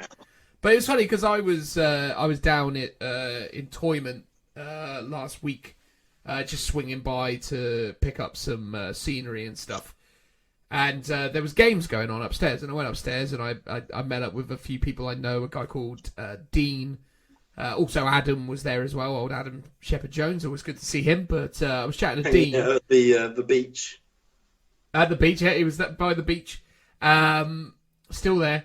And, so Dean was there, and Dean was rolling these dice, and he had all these different bits and pieces, and it was funny, because one of those interactions occurred in the game, right? He went, right, I've got to do a leadership test. All right, where's that dice that always rolls the ones? And he picked up, one of those old, tiny Games Workshop dice that has the skull for the ones. You know the ones I'm talking about, right?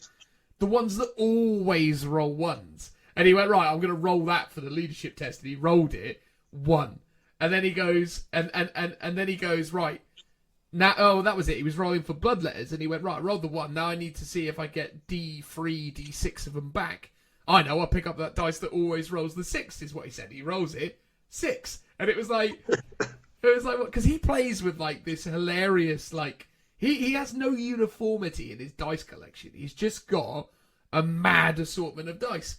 No, I can't stand that. It does my OCD. Oh, mate, I was saying it to him. I said I could not deal with that. And like, literally, because I said to him, I said, it would drive me crazy. I mean, I've played against Dean, and it does drive me crazy when you play against someone who's just got like a trail mix, to use the American terminology. I don't know what the equivalent would be called in the UK, but like, you know, like a box of Revels or something, I don't know. But the idea like a lot of different shapes and sizes of dice, and it's like, it was crazy. And that was one of those funny moments where he literally made the joke, this dice always rolls 1, so I'll roll that, because it was just a friendly game, and it was funny because it obviously went exactly the way he said it was going to go. But then you do wonder, don't you, to your point, is like, is that a thing that, you know, obviously there's a psychological element to that, though, right? Because you could genuinely pull that in a tournament, and based on your established understanding of the mechanics of how that dice has performed for you, that's how it goes. And I know we've talked about this in the past. This was a topic on the Joe show, of all things, so I worry that we might be retreading old ground. But admittedly, that episode was probably almost 2 years ago, so maybe no one's listened to it. But yeah, it's just interesting. It's interesting because it does drive me crazy when I turn up to games and someone's got a specific dice for specific purposes, you know? Yeah, I mean, there's definitely, like, when I'm rolling, so I've got ones, like my Chessex dice, which are black, red pips. They're the ones I tend to use, especially for my Krieg. Yeah, of course. They're like a box of 30, I guess. I count out 20 because that's your Punisher cannon. That's the most you need at any one time. And actually having a fixed number means it's quite easy to do multiples and go, okay, yeah, I'm shooting some heavy bolters, I need this many. Easy to count out and roll. But if I'm rolling badly with a couple, I always just be like, right, setting them aside. For this next roll, I'm going to use these. Or if I'm ever command point re-rolling, do you ever re-roll the same dice? Because I always tend to grab a new dice to do that. I know, I always just pick up the old dice and re-roll it. No, see, I'm like, oh no, that's a bad dice, got to set it aside. Grab a new one, keep it fresh. So it's like, yeah, it's just, you know, that kind of, you know, black cats, sort of good luck, bad luck sort of thinking in my head. Whether it's real or not, who knows? But that's sort of just how it plays out when I game. No, that's fair enough, mate. That's fair enough. But putting all of that sort of individual experiences to one side, what do we think is the deal with the people who just roll bad? I mean, what is it that we think the contributing factors here? Is it just they're just unlucky? Is it because it's poor tactical planning? Is it not actually the case, but it appears that way due to random happenstance? Or is it a combination of all three? I imagine.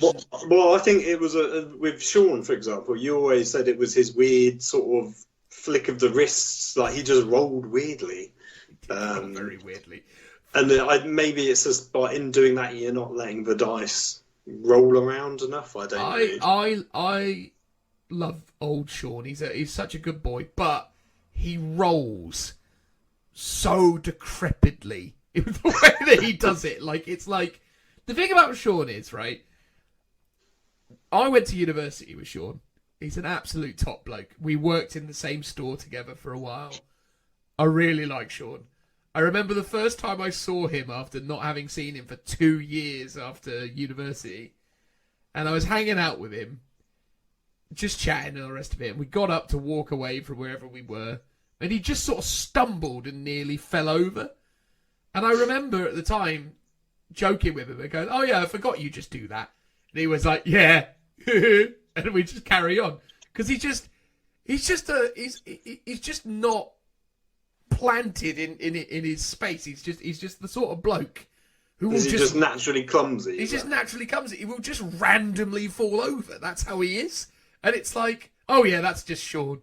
But the same is true when you sort of see him rolling dice. Like nothing sort of there's no like security in anything that he's doing. It's like if a dice is in his hand, it's not there with any kind of sense of purpose, and it could go anywhere. Like he throws them, and then they're just like, you know, there's one goes over his shoulder, the other one goes flying towards you, the other one sort of lands in a general direction. It's just like, it's just a mess. It's just like, he doesn't really have any confidence in that scenario, and I wonder whether that translates into his poor performance. It must do, because it's like, it's just funny to watch sometimes, man. Like sometimes it's just hilarious to watch him just exist on the tabletop, because he's a bit taller than myself. He must be about like 6'2" or something in that sort of ballpark.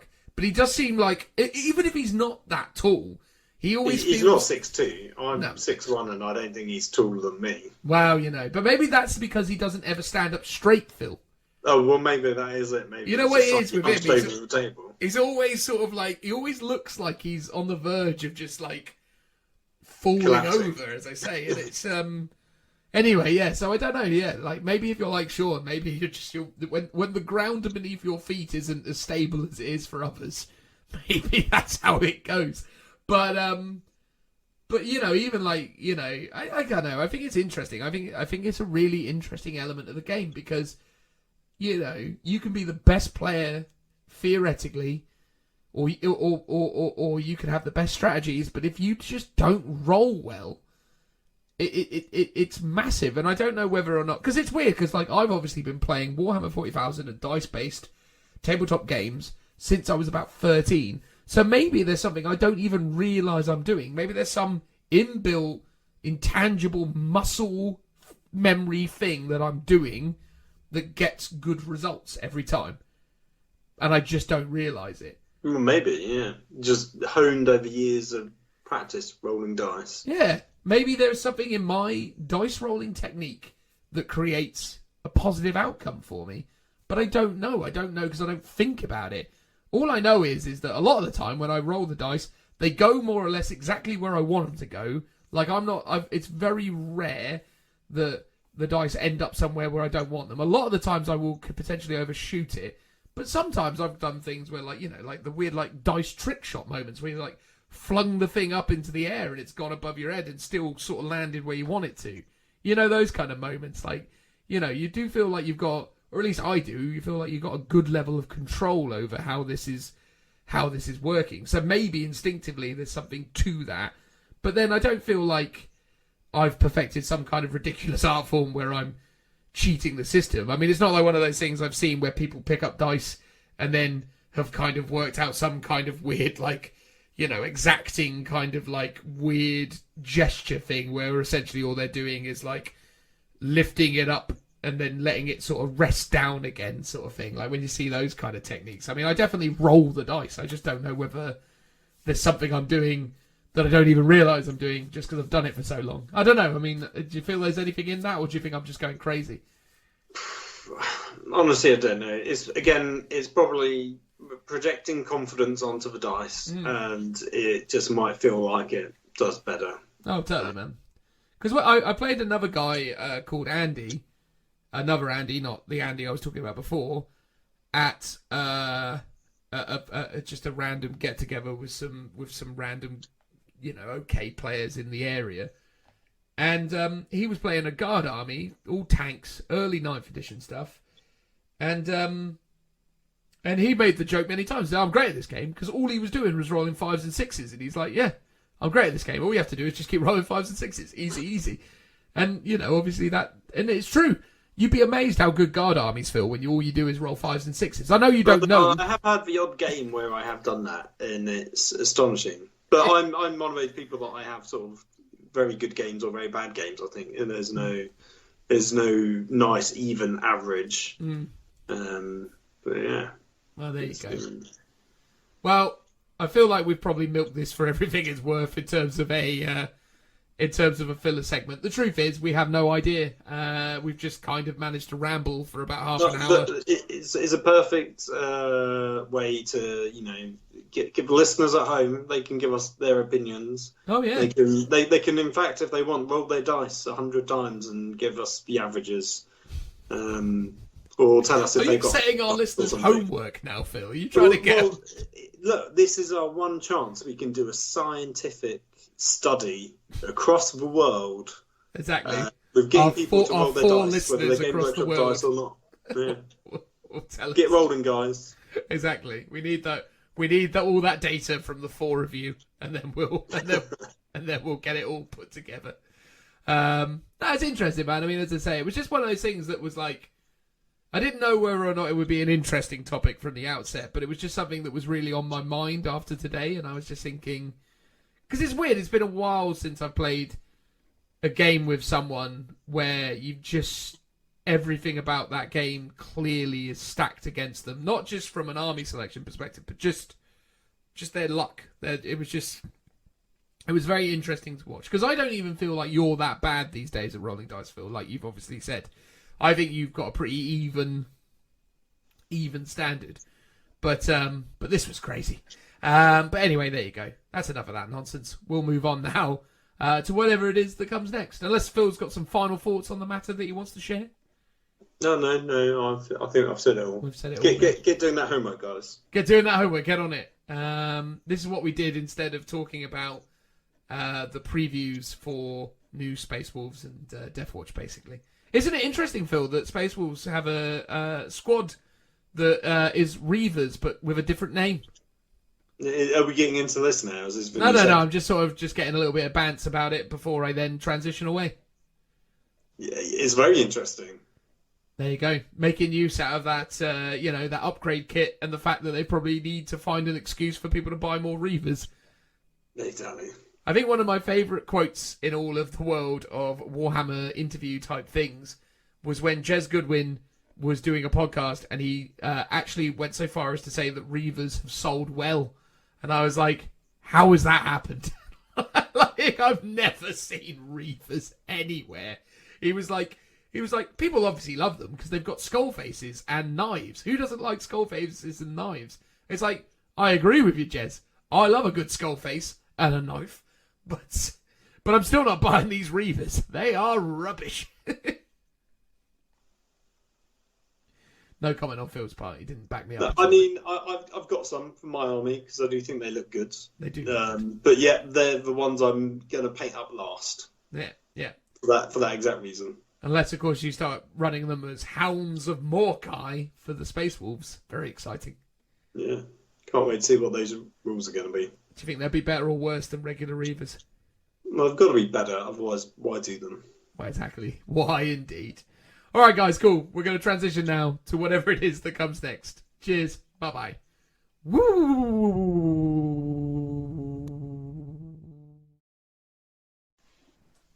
And that is it, everyone. The end of episode 62. Although not the end, because as you know, the end is never really the end when it comes to us, because it's the outro now. So who knows how long this will be. We're going to talk about the time Phil took his Krieg army to Warhammer World to get it photographed for we don't know what reason. I actually felt like we weren't ever allowed to talk about this, but it seems when Joe brought it up a moment ago, it wasn't a problem. So now we're actually going to talk about it. What do you think the deal with that was, Phil? I mean, I don't know if we were meant to not talk about it, like, because I think they just didn't tell us anything to say. They were just like, we're going to take some pictures of your army. Yeah, cool. Like, come up. They basically, I'll explain the whole thing in context. Please. Basically, Pete Foley messaged me on Twitter. Ooh, to be like, fancy. Oh, to be like, mad about town. You're well, the only reason why he knows me is I played a game with him at Warhammer World at one of the GT events where he had Gene Stealing Comp, and I was like, "Oh, I'm on Instagram. Here's your details." So I obviously followed him on Twitter and stuff, and I presume he follows me back because we could message each other. He said, "Oh yeah, we need someone with a Krieg army, and you've got one, right?" And I was like, "Yes." And he was like, "Would you like to come up so we can photograph it? Can't tell you what for, or when, or what, other than just come up and have it done." So that's exactly what happened. It was literally 2 years ago, so it's a long time ago that it's been under my cap. So to speak, me and Dan came up for like the day, or did we stay over? I can't remember. No, we just went. Oh, actually, did we stay over? I can't remember. Oh no, we did. Or we stayed up and we basically did some gaming. Took a ton of photographs of my army just in the Warhammer World main bit for my own personal pleasure, which has been on my my blog website for years now. And then basically what they did, the photographer guy came along, a guy called Chris. He put them all on a tray, took them all away through the canteen that you only get to see if you attend Warhammer World events, and you get to go have lunch. And then through the other door on the other side is the photography studio, apparently. We didn't get to see any of that. He just took them off like 4 hours later, once we had finished doing some games of some other stuff. Came back. It was like, "Here you go. Oh, sorry, I broke one of your Death Riders. I hope it's okay. My bad." I was like, "Oh, okay, thanks." And that was kind of it. I mean, to be fair, he was like, "Oh, if it's not fixable, let me know." Which, when I got home and tried to fix it, I realised it wasn't, because the fingers had broken off and weren't replaceable. So he sent me a Death Rider as compensation, which I appreciated. But other than that, like, I don't know what's happened. They basically said we'll use it for something going forwards. So I've always understood that there may well be a Krieg book of some kind, or potentially a Forge World Compendium. So it might be some of the data sheets have my models photographed in them. It might have been for something completely different. It might have been for something that has been canned, for example. Because this was at the time just when Forge World was taken over by Games Workshop in terms of the 40k rules. So this was 2 years ago when that happened. And look at what we have now. We have a 40k Forge World Compendium produced by Games Workshop. So, this is probably, if it's going to be in something, it'll be this. Maybe it'll be, some of my photos might be in a Guard Codex down the line, or a supplement, or whatever. Maybe. Who knows? I think, in a way, Phil, it sort of gives some additional context to the fact that you're probably a little bit miffed by some of the stuff you've seen early doors for the Krieg, right? Because unlike many of the Krieg fans, you've been eagerly anticipating the fact that your army has been photographed and translated that into the potential that this could mean good things for the Krieg in the future. So I suppose you've had 2 years of anticipation. Yeah, for sure. And it's a bit like, well, so, for context, I gave them my entire army. So it's like, I was like, they've had so many cool photographs potentially of all my units, and potentially most 4 or 5 of them will make it into the compendium, if that is the case. So it's not many, and it's it's not great. But have you considered that they were just trolling you? And they just took that tray, left it on the side for 4 hours. Foley might have been like, this guy beat me in a game of 40k. I'm going to make him pay. Yeah. But I thought so. What was cool at the time is like they were like, yeah, you'll get a copy of the photos, and I was like, oh, awesome. So I was either hoping for like when they are coming out that I'll either get a set of the photos or like the book maybe a push. I recently emailed the photographer and he said, I don't work in the photography department anymore. He's now in a different department, but it's still within Games Workshop. He's like, oh, sorry, I can't help you out more. And I was like, cool, could you forward the new photographer's details on just so I can drop them a message? And he's like, I can't do that, sorry. He's like, speak to Pete Foley if you can. And I was like, cool. So I've said hello to Pete on Twitter and he's not replied. So I'm like, great. Well, there is a global pandemic going on, so we might be a little bit busy. Why is he? I mean, maybe. Is he curing it? I messaged him a few days ago, so maybe, but potentially I just won't hear back from them, which is a bit of a shame because, me and Dan at our own expense went up to give them my models to photograph for their stuff. A courtesy email at some point would be appreciated. If you're listening, Games Workshop, thank you very much. If it makes you feel better, Phil, I've just discovered that Merchoid do a Warhammer Christmas jumper. Uh-huh. That is all. That is all. That is all. Oh, okay. I'll tell you what was actually extra frustrating for me about all this side of things as well recently. Relatively unrelated, but still related in some way. I was looking at those photos the other day of the army because it came up on like the timeline thing. 2 years ago, you were up at Warhammer World doing these photos, and I was like, oh, awesome. And I looked at them, and I was like, oh god, I tell you what, those Realm of Battle Sector Imperialis or Industrial Sector, tiles from Forge World are so gorgeous because we were using that Industrial Sector board, and I was like, you know what? Yeah. Now is the time. I'm going to buy them. Just going to buy them. And I went on to Forge World, and guess what?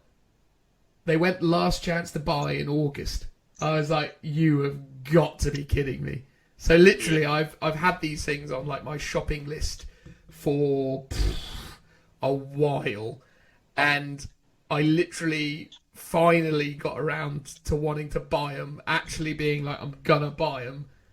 All 6 tiles, do the whole 6x4 board, even though a 6x4 board isn't, the standard anymore. It's such a gorgeous set. Well, considering how those things are slightly shrunken in comparison, you might be a little bit closer. Yeah, potentially. But even then... I'm surprised they weren't discontinued before August. I thought they went ages ago, the city tiles. No, man, they were still going. Because that was the thing. I remember I looked at them... I think that's the craziest thing about them, actually, because I think actually now we went up there maybe 2 years, a couple months ago, or whatever it was, and I looked and I was like, oh, okay, cool. So they were still on the store in like August or whatever it was, and I didn't think about it. I thought, yeah, I'm definitely going to pick those up later this year.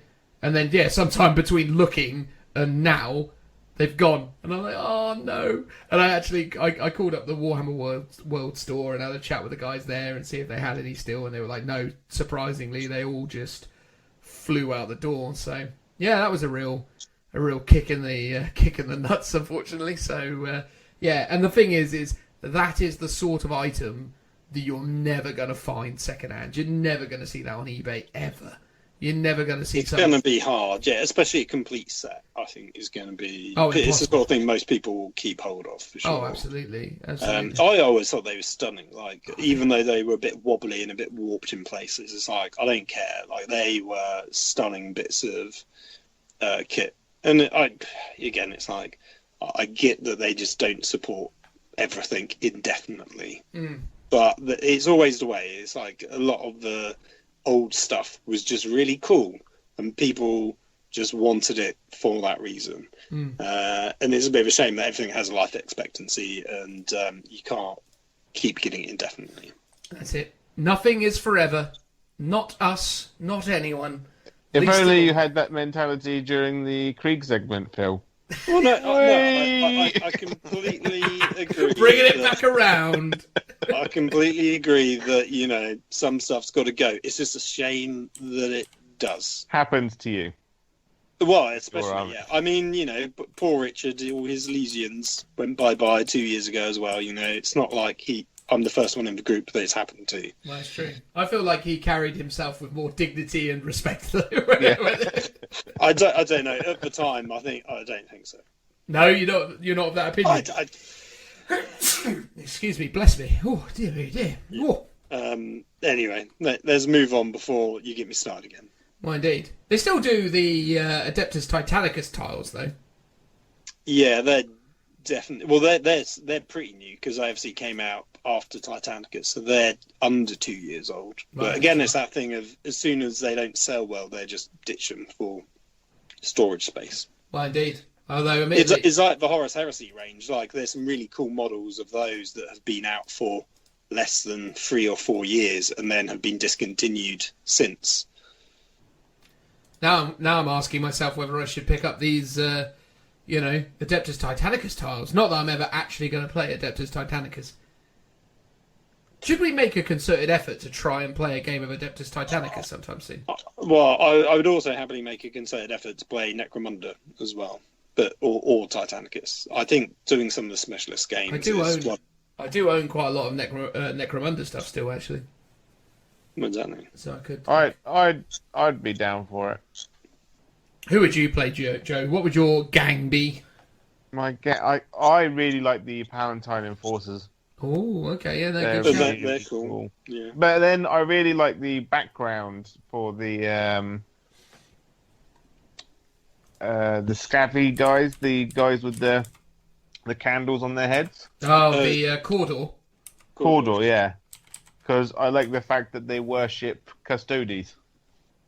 Yes, And the Emperor. that's the fluff of them, didn't they? They saw a Custodes once. And then, Yeah, and they assumed it was the Emperor, and that's why they all carry like auto guns on spears.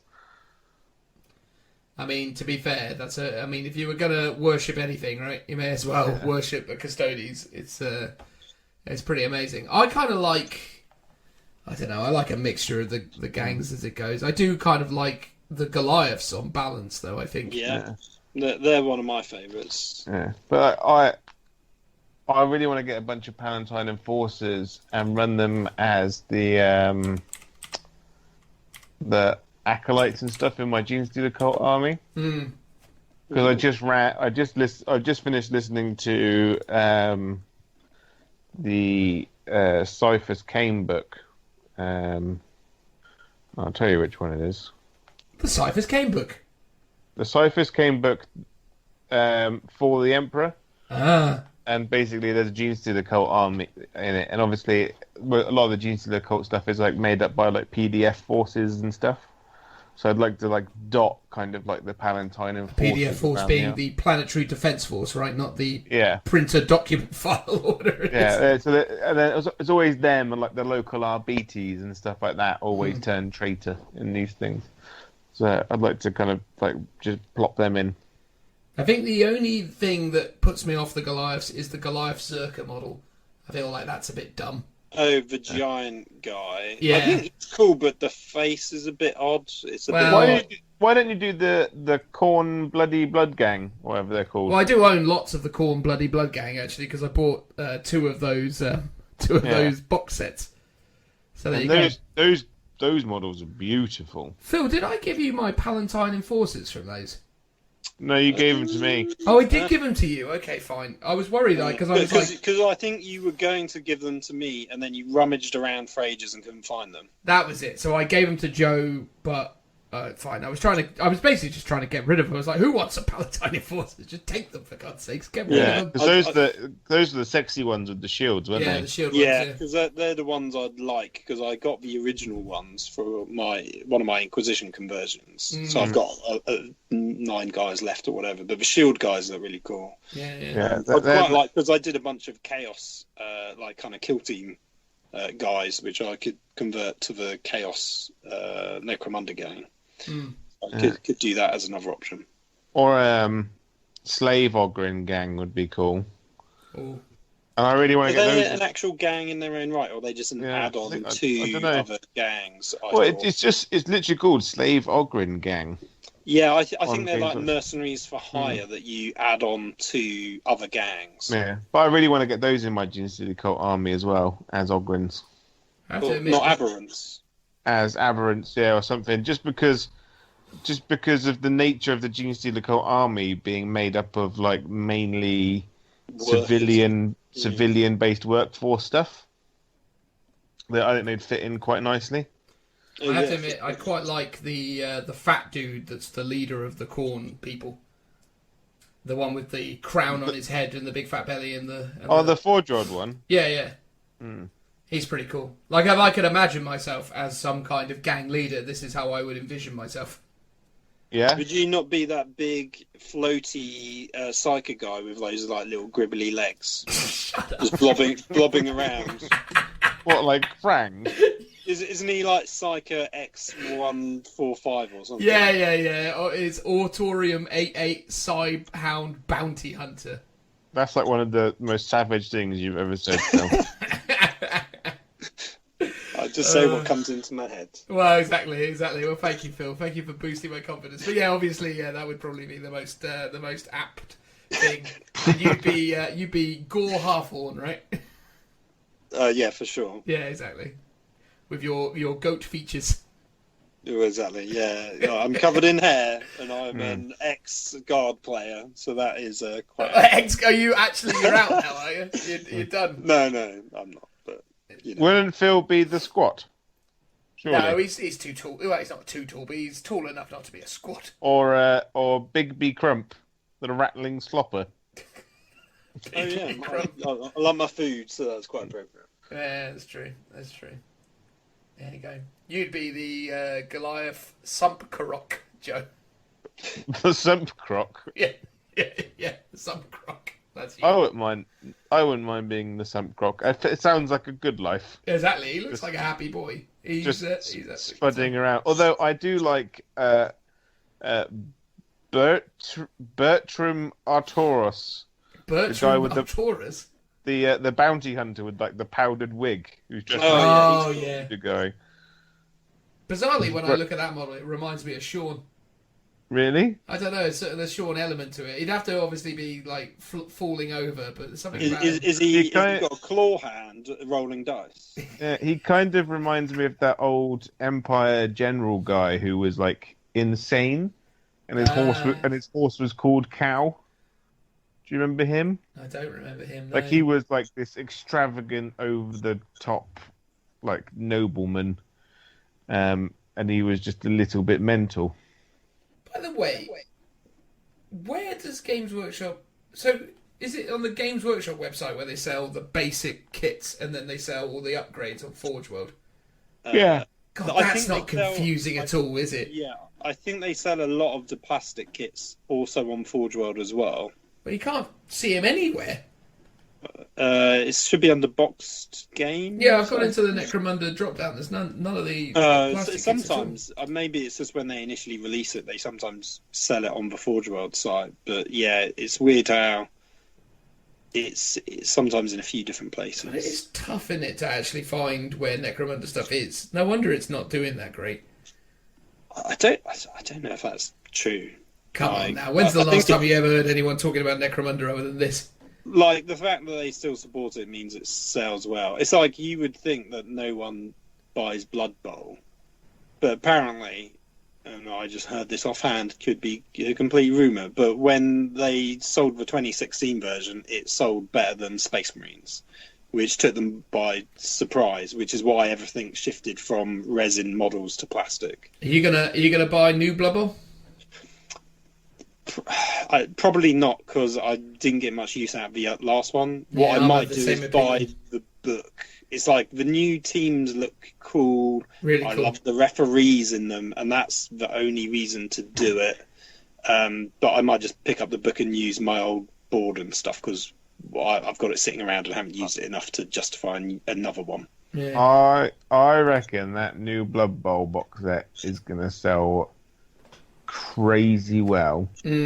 Oh yeah, I mean it looks cool. And The design is amazing. I am willing to spend actual money on betting people that within a week or two of that coming out, someone will have made a new Ventrilian Nobles Guard army out of those Empire guys.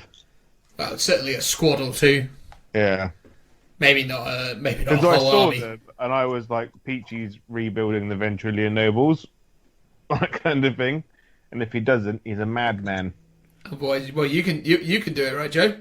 Oh, I'd love to, but I don't have the money to do the bet in the first place. Well, so, fair enough. I mean, it but is a very pretty looking human team. It's fair to say. It's yeah. like I want to get it because it gets the new rules and it gives me a team. I really miss Blood Bowl. I know Foreground's actually working on a 3D pitch with dugouts and the stands and stuff. Is that the sort of thing that you should actually be saying at this point, or is that legit? It's legit. But should you be saying it? I don't know. We'll go with it. All right, I'll leave it in. Let me know if I need to remove it. This is Joe breaks loads of laws by saying stuff that. Well, it's not probably the wasn't law. meant to. It's just an NDA potentially. You signed an NDA, Joe? I don't think so. Yeah, you're fine. Don't worry about it. It's no big Maybe. deal. I don't know. But yeah. Oh, so I just kicked my cat by accident. Oh. Just getting everything wrong right now, Joe. Leaking company secrets, beating animals. Yeah. Yeah. So I really want to get into Blood Bowl again because I really miss it, and it's a good 2-player game. Oh yeah. No, I genuinely. I've been getting a lot of use out of the video game adaptation of Blood Bowl, which has been, Blood Bowl 2, which is really cool, and obviously Blood Bowl 3 is on the horizon as well, which looks really great. And yeah, it does look good. I mean, I already own Blood Bowl, or at least the Blood Bowl that was out there. But they were talking about how they've changed stuff up, so now like throwers have like specific abilities that make them better at throwing than agility 4 things. So they were sort of talking about how if you're agility 4, you're basically as good as a thrower anyway, so why'd you care? Whereas now it's changed and stuff, which sounds interesting. Yeah, because like if you run Elven Union, you're like, oh, I rolled a 2. Oh, that's good. Like the only way you fail anything as an Elven Union player is by rolling a 1 for anything, and like that's super cool. But the moment you get caught, you are literally dead. It just made the agility ability, like the agility skill, so powerful once it was good. Yeah. But having it so that like, oh, my dedicated dwarf thrower is actually useful at something. Yeah, but that would definitely be an interesting additive. I'm definitely interested to see what the rules become, basically. And I think, because I already invested quite a lot in a human team, because I bought those Forge World human team. I love those ones. Yeah, they're really nice. The Bright Star Crusaders. Yeah. So I bought them, and I got Griff, and I've got the Mighty Zug. I got all those different bits and pieces put together. So I already had like the original human team, and then that. Well, obviously, but you get the new Griff in the new box set, and he's got an eagle that's carrying his medals for him. So. Is that actually Griff in the? It's a bit odd that they've got Griff and Fracas Skull Crusher or something. The Orc star player as well. Yeah. Or Gripper, I can't remember his name, but it's odd that they've redone those 2 sculpts. Well, Blood Bowl is still technically a Forge World game. Oh yeah, it's all specialist games, right? Which is Forge World. That's the thing, like. As we're going back to 40k stuff, it's like Forge World doesn't really do 40k now. It does specialist games, but legacy wise, it has to still support the 40k range, like in terms of model production. But I don't think they care about it all that much now. Like that's their main thing is Horus Heresy, Blood Bowl, Necromunda, whatever else they're going to produce, Warhammer Old World, right? How come I've never ever thought about buying the Blood Bowl Ogre Team booster which is the 2 lady ogres. How come that hasn't ever become part of my collection? I feel like I'm about to buy that right now. You should do. 2 lady ogres. Have you not seen them? I vaguely remember them. Yeah. There's a lady ogre and a little goblin holding a foot. Mm. Yeah, I mean, I love the new snotlings as well. I think they'd be super cool to have. I really need to re-pick up the Nagaroth Nightmares because Dark Elves. Well, of course, mate. You need that going on. That's the way to go. Oh, I didn't realise. Okay. Some of these things I've not been paying attention to what's been going on with Blood Bowl. There's some really gorgeous sculpts in here. There's also Morgan Fork, who is awful. Oh, yeah. So he reminds me a lot of the guy you were complaining about before, the Goliath-like souped up dude. Like, they've got that same weird, slightly derpy face. And the Morgan Fork sculpt, that old one, was weirdly terrible.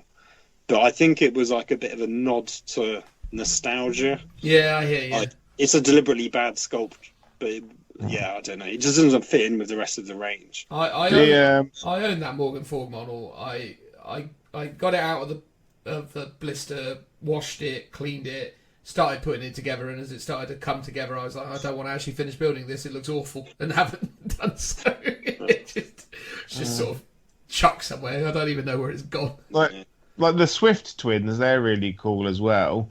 But the problem is they're just identical to normal Elven Union runners. Well, I thought Their they had models some, in there. yeah, I think it's just, they've got different skills though, right, Sean? Yeah, they've got better skills and stuff. I like the Dark Elf cheerleading squad where they've got heads instead of pom-poms. Oh, that's cool. That is quite cool, to be fair. I got only halfway through building my dwarf team because I was going to do the like Bugman's Brewery team. So I was adding in loads of like kegs that they're all carrying around, or steins, like on the runners and stuff. Well, if you want them, I've still got the Bugman coach and star players. I've got the... Well, what I did is I got... Because, you know, from Bugman's Bar, when you're there, you can always buy, like, a limited edition Bugman's model. Yes. So I got the drunk one where he's, like, waving a bar stool around to be my coach model. Okay. Well, as I say, I have the legitimate Bugman's coach model. If you want to make me an offer on it. I can't remember. I think I might have bought it. I can't remember. I'll double check and I'll let you know. Well, there you go. I've also got the White Dwarf and Black Gobbo as well. And I picked those up. They're pretty awesome. I've just seen that there's this Goblin Killer contraption team that look absolutely brilliant. This dude with like a pogo stick looks absolutely amazing. The Goblin special weapon guys are really cool. Anyway, we're not even talking about 40k anymore. What the hell's happened? Let's call it a day. We went on a maybe tangent that the even end Phil of the couldn't show even stop.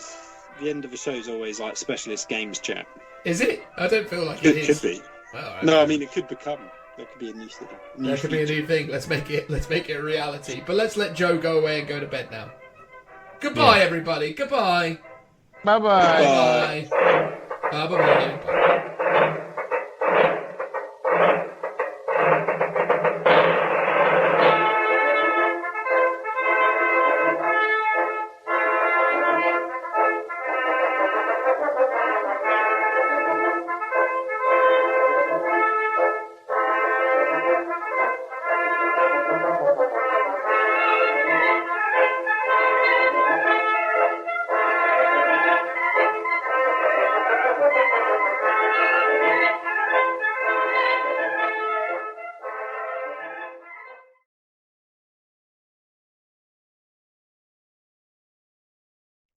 No, like, I "These are the get rules it, I've got." but my point is, like, they're not even comparable. It's like, okay, I've just rolled a 3 for my number of shots. As Katachan, I've re-rolled it. Yeah, into but 6. but Phil, I've now just got 3 more shots, which is arguably better in one turn than my whole cult of sacrifice. yeah, but Phil, if those Katachan, that squad of 10 Katachan, 6 of them die, they're going to fail their leadership, and then they run away on 1s and 2s.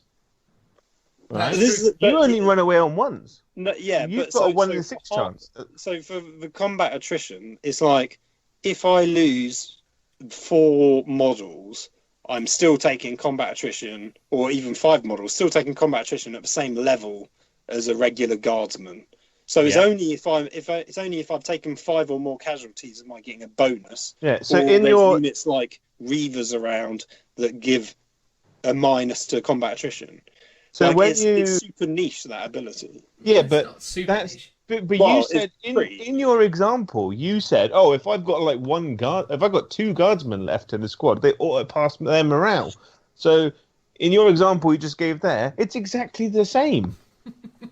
No, that's not what I said. Well, it is, because you're like, oh, because I'll roll, I might fail it, yeah, and I'll lose one, but the chances of me rolling a 1 again is pretty slim. So he's going to still be there. He's still OBSEC. He still holds the objective. So he's still doing the exact same thing he's currently doing. You just have 1 less model. It's true. Yeah, 'cause but for example, on a Death Rider, losing 1 model is huge in comparison to the current rule where it's like they're getting shot and Yeah, it's but like, cool, how- don't care. How do you think a Space Marine player feels now when he loses a whole Terminator or a whole aggressor? it's very painful. He'll feel just as sad. Or like a Chaos player losing, I don't know, a whole bunch of Terminators because they're losing all. A obliterator. An Obliterator. That's 110 points if he f***s off. Yeah, I'm pretty sure there are some regimental army abilities that just pass combat attrition. There are still some hangovers. There are still some, but those are early 8th edition codexes that still have those. Even the Cult of